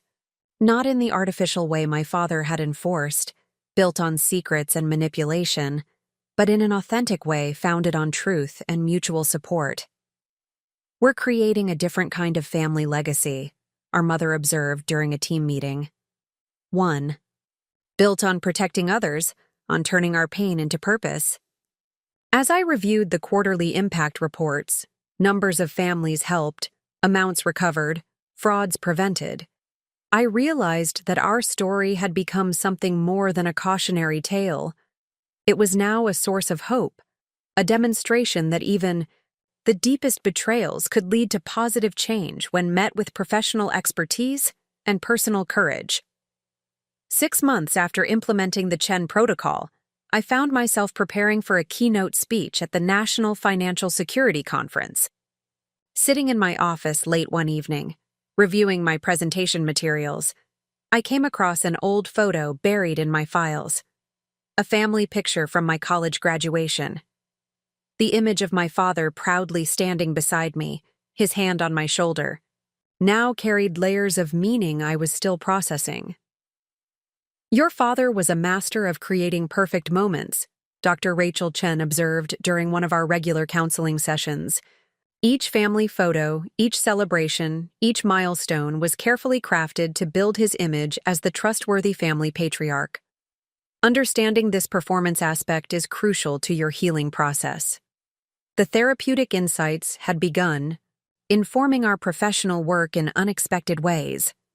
We'd started incorporating psychological analysis into our fraud detection protocols, teaching financial professionals to recognize how emotional manipulation could override rational decision-making. "The brilliant thing about your father's approach," Jennifer explained during a training session for bank executives, was how he used legitimate financial expertise to make his fraud seem more credible. He understood that people trust professionals who can explain complex concepts clearly.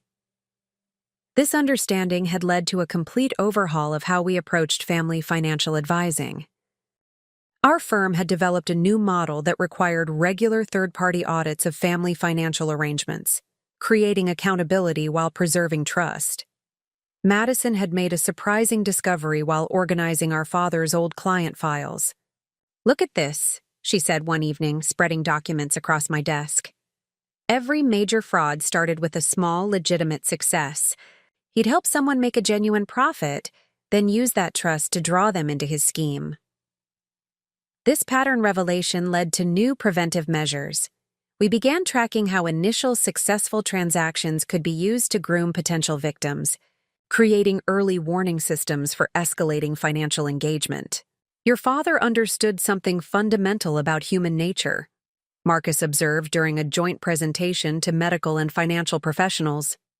People will ignore red flags if they've already experienced success with someone. He weaponized the psychology of trust. Our mother's journey through this period was particularly illuminating. She'd begun keeping a journal of memories, re-examining past events through the lens of our new understanding. Each anniversary dinner, each family vacation, each time he celebrated my birthday with extravagant gifts, they were all calculated, moves in his long game. The process of integrating these realizations into our professional work became increasingly sophisticated. We developed psychological profiles of different types of financial predators, identifying common patterns and manipulation techniques. The family fraud expert doesn't just use financial expertise, I explained during a training session. They use intimate knowledge of family dynamics, personal histories, and emotional triggers. Understanding this helps us create better protections. Elizabeth had supported this holistic approach, allocating resources for ongoing research into the intersection of family psychology and financial crime. What you've uncovered goes beyond fraud prevention, she noted. You're helping us understand how family relationships influence financial decision-making. The impact on my own investment approach had been profound. While I maintained my commitment to careful financial planning, I'd developed new appreciation for the emotional aspects of money management. Our firm now required emotional intelligence training for all financial advisors. The key is balance, I explained to a group of young professionals. We need technical expertise to manage money effectively, but we also need emotional awareness to recognize when relationships are being weaponized against us. Jennifer had begun documenting how emotional manipulation could be used to circumvent traditional financial safeguards. Standard due diligence procedures often fail in family contexts, she observed. People will override their own judgment when faced with family pressure. This understanding led to the development of new legal frameworks for family financial arrangements. We created templates that required regular independent reviews and established clear boundaries between personal relationships and financial decisions. Madison's perspective on the wedding industry had evolved dramatically. I used to think my job was creating perfect celebrations, she reflected. Now I understand I'm helping families navigate major financial decisions during emotionally charged times. Our mother had found her voice as an advocate for financial literacy within families. We need to teach children about money in ways that go beyond basic budgeting, she argued. They need to understand how financial relationships can affect family dynamics. The processing of our experience had revealed broader truths about family financial relationships. We discovered that many families struggled with similar issues, though usually less dramatically than our situation. Every family has financial tensions, Dr. Chen explained during a joint session with our mother. What makes your story valuable is how it illustrates these dynamics in stark relief. Agent Martinez had begun incorporating our insights into FBI training programs. Your family's experience provides a perfect case study, she noted. It shows how professional expertise can be misused to exploit family trust. The integration of these lessons into our professional lives had created something unexpected, a new model for understanding family financial relationships that acknowledged both practical and emotional realities. We're not just preventing fraud, Jennifer observed. We're creating new standards for how families can approach money matters in healthy, transparent ways. As I finalized my keynote speech, I realized that processing our family's experience had given me more than just professional insights. It had provided a framework for understanding how trust, expertise, and family dynamics intersect in the financial world. "Your father taught you about finance," Elizabeth remarked during a preparation session for my speech. "But you've learned something he never understood: how to use financial expertise to protect and strengthen families rather than exploit them." 1 year after uncovering my father's scheme, I stood in a federal courthouse, preparing to testify at his sentencing hearing. The prosecution had built an airtight case, supported by the mountain of evidence we'd uncovered. But my presence today wasn't just about securing justice. It was about sharing the deeper understanding we'd gained about family financial fraud. "The defendant didn't just steal money," I explained to the court, my voice steady. "He systematically exploited the fundamental trust that binds families together. His expertise wasn't just in finance. It was in understanding how family dynamics could be weaponized for financial gain." The courtroom was packed with victims, investigators, and financial industry representatives. Each face represented a different aspect of the complex web my father had woven, but they also represented the network of support and reform that had emerged from this crisis. During a break in the proceedings, Agent Martinez shared a revelation that crystallized our new understanding. "Your father's scheme worked because he understood something profound about human nature," she explained. "People will accept financial irregularities from family members that they would never tolerate from strangers." This insight had led to revolutionary changes in how we approached family financial security. Our firm had developed a trust but verify protocol that was becoming an industry standard. It provided frameworks for maintaining healthy family financial relationships while implementing proper safeguards. "The key is understanding that verification doesn't mean distrust," I explained during financial literacy workshops.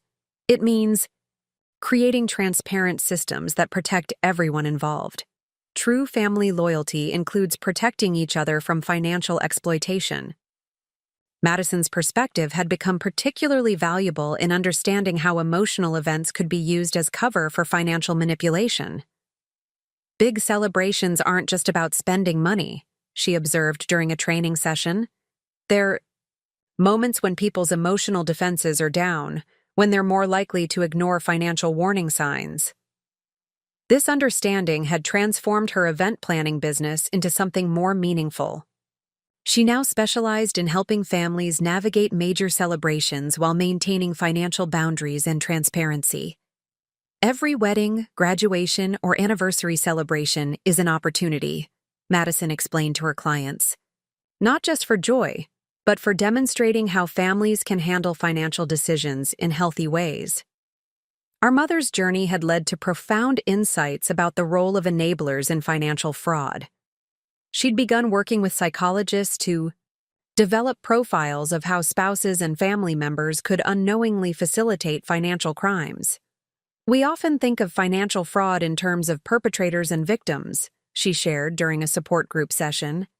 "But there's this gray area of people who participate without fully understanding what they're enabling. Understanding this is crucial for prevention." The investigation had revealed patterns that changed how we understood family financial relationships. We discovered that my father had carefully studied family dynamics, using common patterns of trust and obligation to his advantage. "Look at how he timed his manipulations," Jennifer pointed out during a case review. Major requests for financial access often coincided with family celebrations or crises. He understood that emotional moments make people more vulnerable to financial pressure.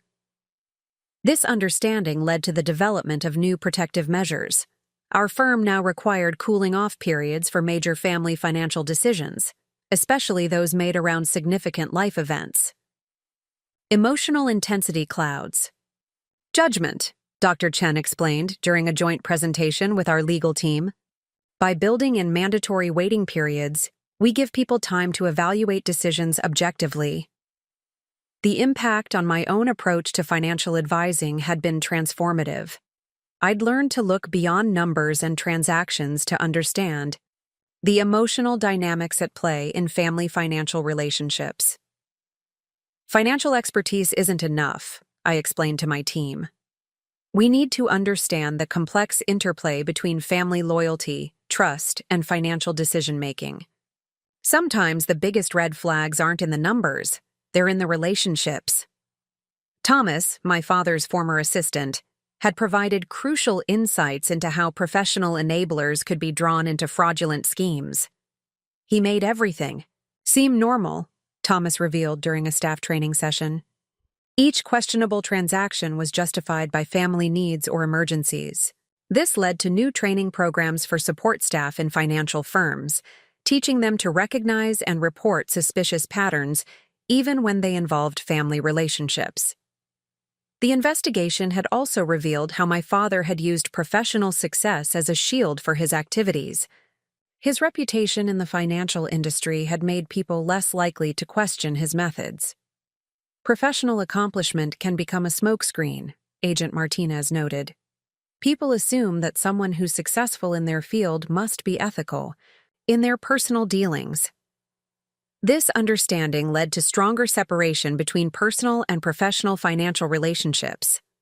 Our firm now required additional oversight for any transactions involving family members of financial professionals. The most profound realization came from understanding how my father had used his knowledge of my character against me. My dedication to professional excellence, my trust in documentation, my respect for expertise, he had studied and exploited each trait. He didn't just understand finance, Jennifer observed. He understood people. He knew how to use their best qualities, trust, loyalty, respect for expertise, against them. This insight had transformed our approach to fraud prevention. We now taught people to recognize how their strengths could be weaponized, how their most admirable qualities could make them vulnerable to manipulation. As I prepared for my final statement to the court, I realized that our new understanding wasn't just about preventing fraud. It was about creating a new model for family financial relationships, one based on genuine trust, supported by proper safeguards. We can maintain family bonds while protecting financial boundaries, I concluded. True family loyalty means wanting verification, welcoming transparency, and prioritizing long-term security over short-term trust. 18 months after my father's sentencing, I sat in my corner office overlooking Boston's financial district, reviewing the latest impact report from our Family Financial Fraud Prevention Division. The numbers told a story of transformation. Over 200 potential fraud schemes identified and prevented, more than $180 million in assets protected, and thousands of families spared the trauma we had experienced. Your department has become a model for the entire industry, Elizabeth announced during our quarterly board meeting.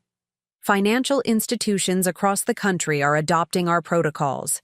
The Chen prevention system is becoming as standard as credit checks.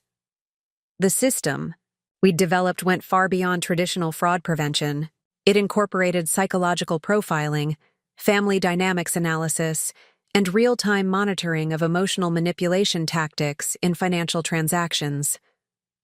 What makes our approach unique, Jennifer explained to a delegation of international banking regulators, is that we don't just look for suspicious transactions.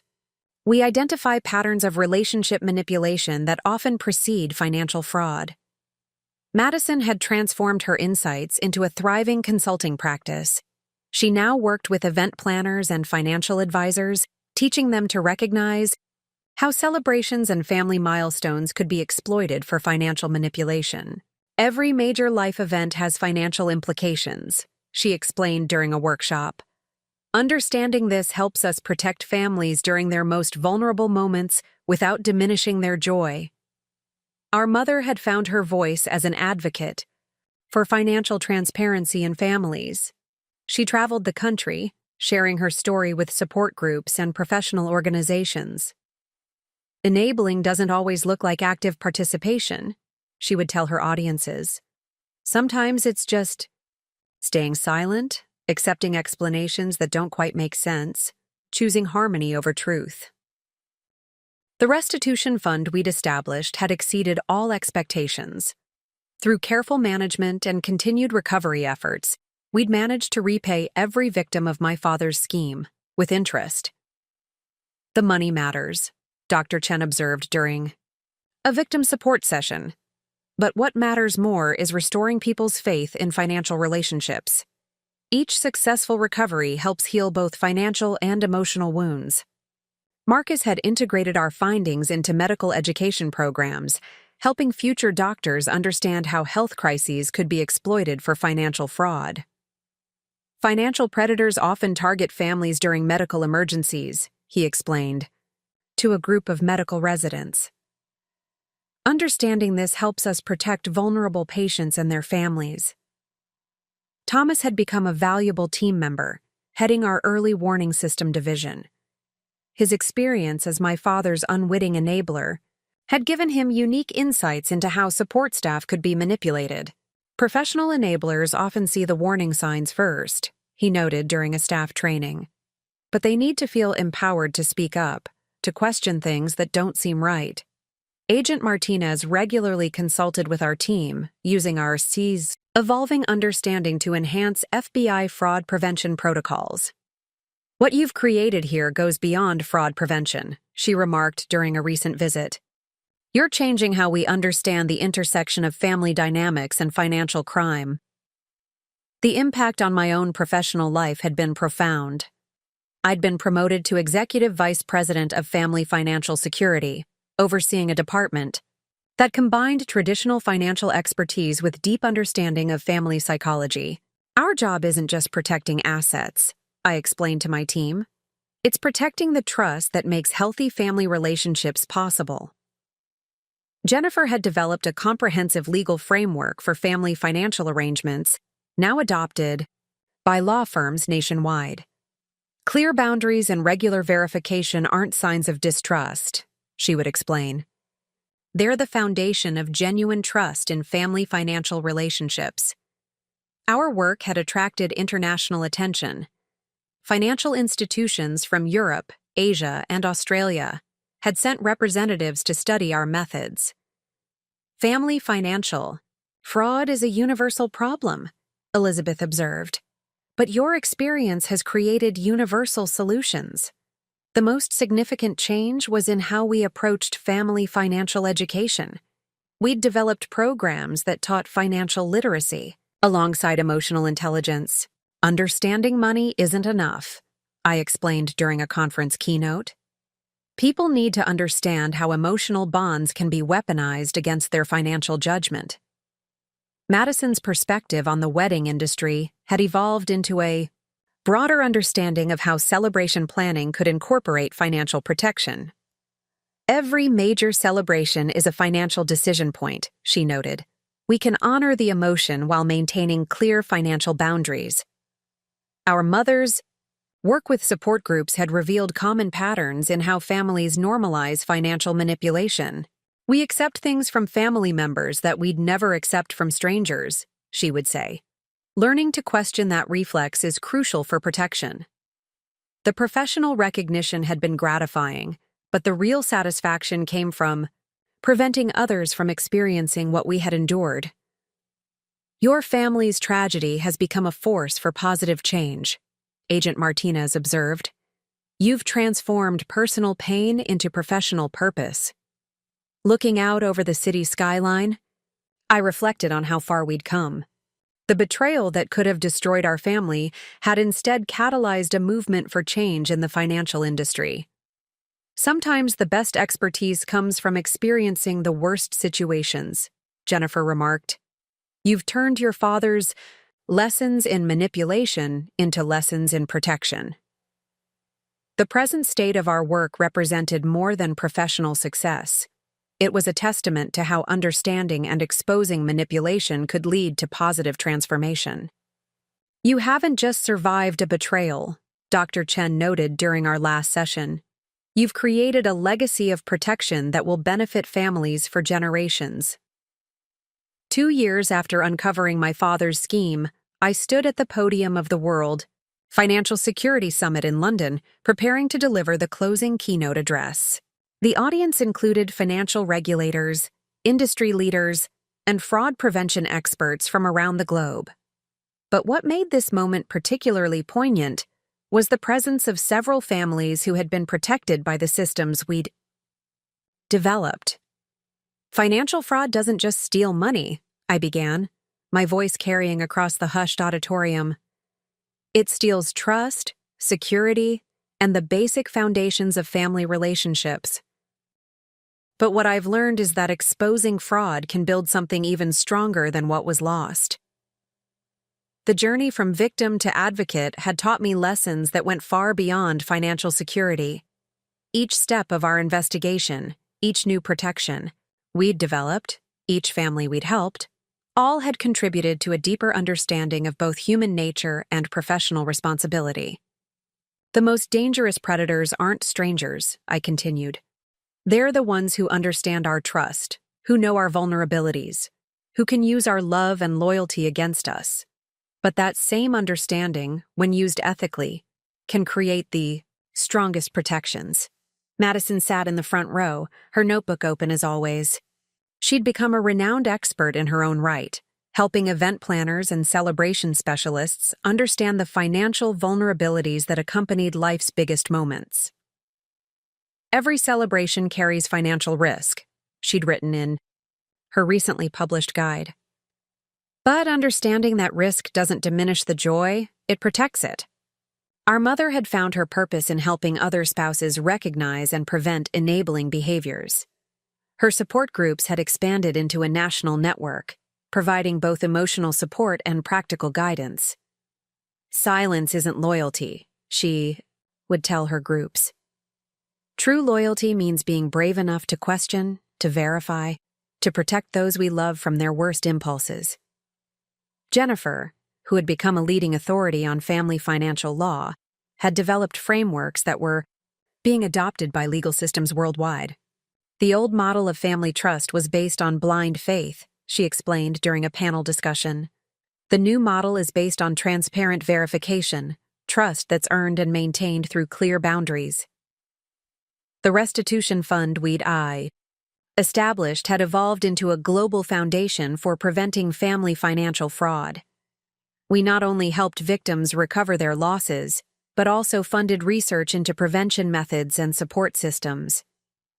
Financial recovery is just the beginning, Dr. Chen noted in her latest research paper.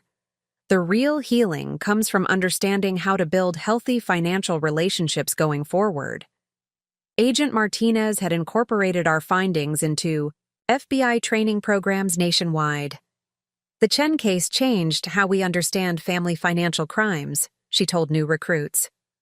It showed us that expertise can be a double-edged sword. It can either protect or exploit. Elizabeth had expanded our firm's commitment to family financial security, making it a cornerstone of our corporate mission. What started as one family's crisis has become a model for industry-wide reform, she observed during a board meeting. Looking back, I could see how each piece of our response had contributed to something larger than we'd imagined.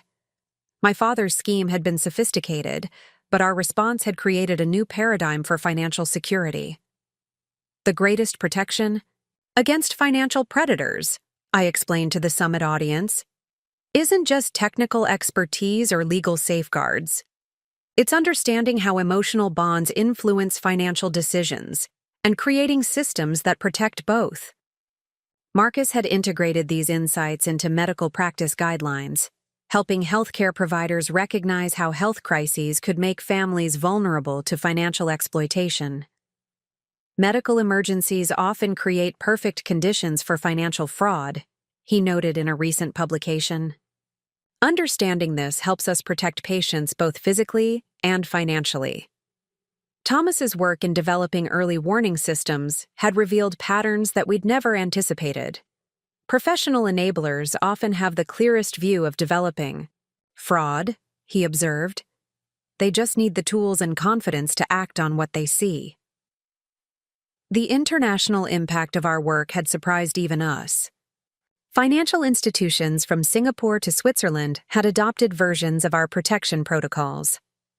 Family financial fraud speaks a universal language, a Japanese banking regulator noted during the summit. The Chen prevention system provides a universal response. As I concluded my keynote, I shared the most important lesson we'd learned. Financial expertise isn't just about understanding money. It's about understanding people.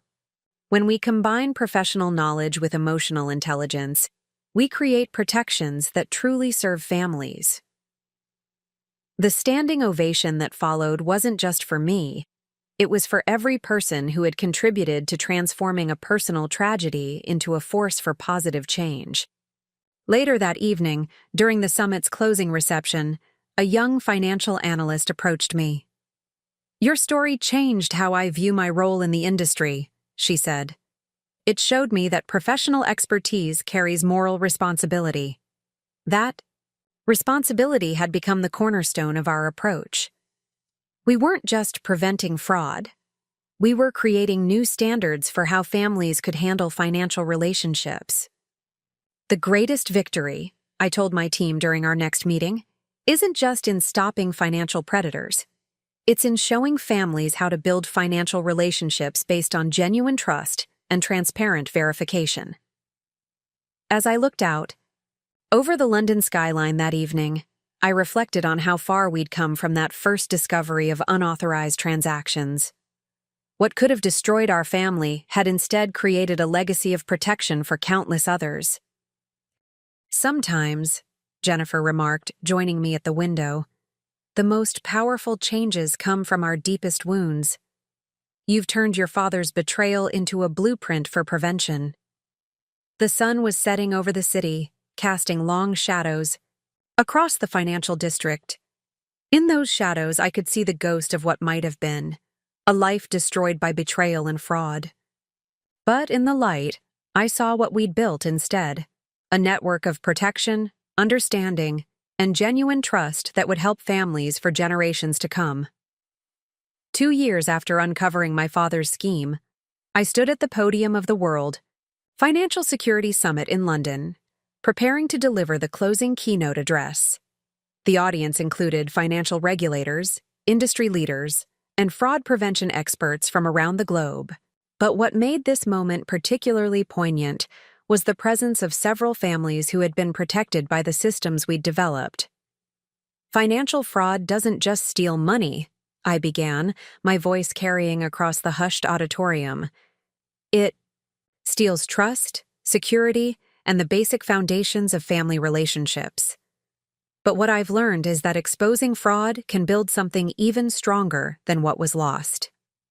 The journey from victim to advocate had taught me lessons that went far beyond financial security. Each step of our investigation, each new protection we'd developed, each family we'd helped, all had contributed to a deeper understanding of both human nature and professional responsibility. "The most dangerous predators aren't strangers," I continued. "They're the ones who understand our trust, who know our vulnerabilities, who can use our love and loyalty against us. But that same understanding, when used ethically, can create the strongest protections." Madison sat in the front row, her notebook open as always. She'd become a renowned expert in her own right, helping event planners and celebration specialists understand the financial vulnerabilities that accompanied life's biggest moments.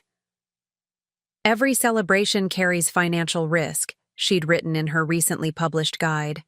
"But understanding that risk doesn't diminish the joy. It protects it."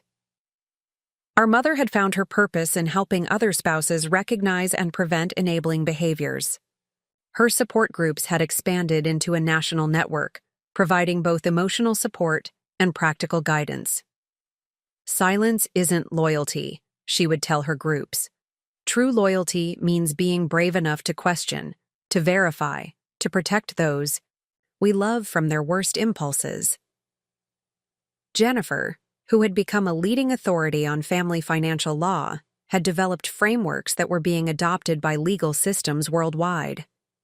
"The old model of family trust was based on blind faith," she explained during a panel discussion. "The new model is based on transparent verification. trust that's earned and maintained through clear boundaries. The restitution fund we'd established had evolved into a global foundation for preventing family financial fraud. We not only helped victims recover their losses, but also funded research into prevention methods and support systems.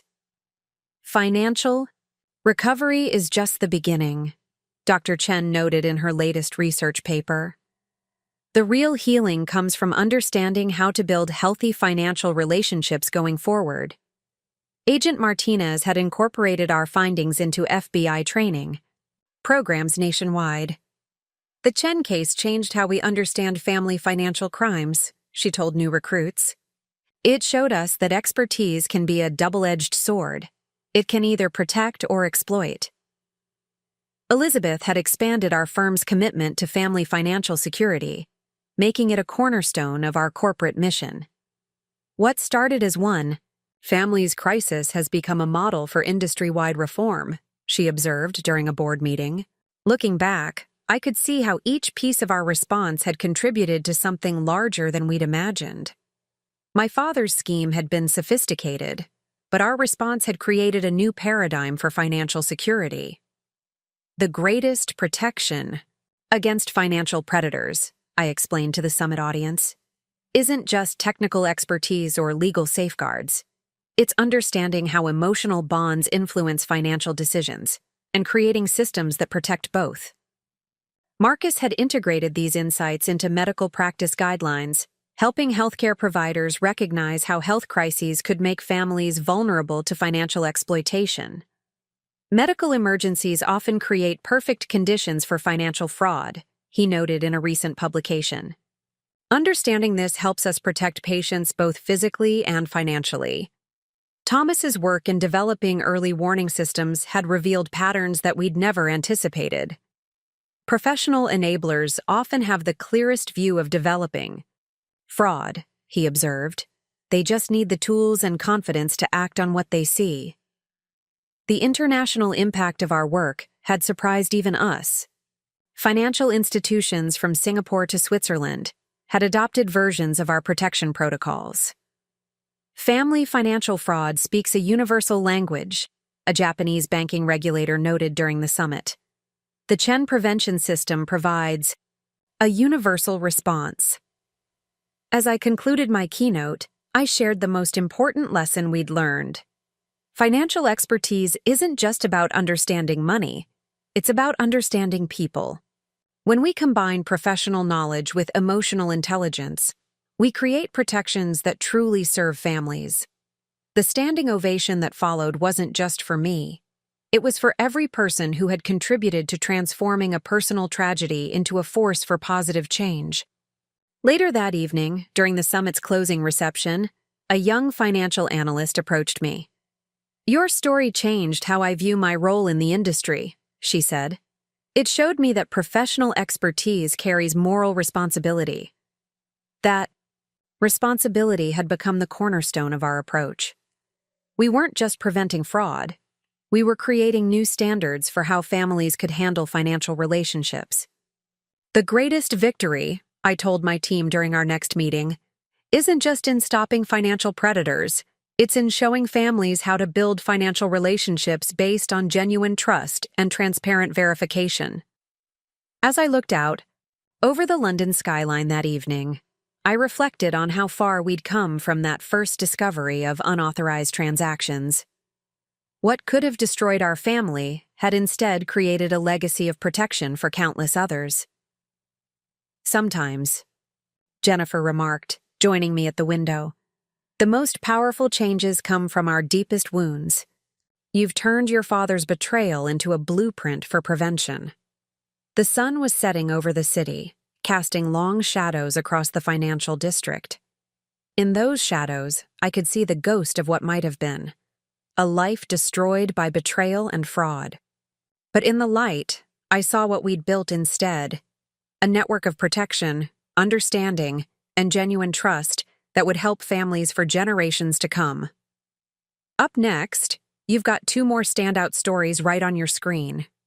If this one hit the mark, you won't want to pass these up. Just click and check them out. And don't forget to subscribe and turn on the notification bell so you don't miss any upload from us.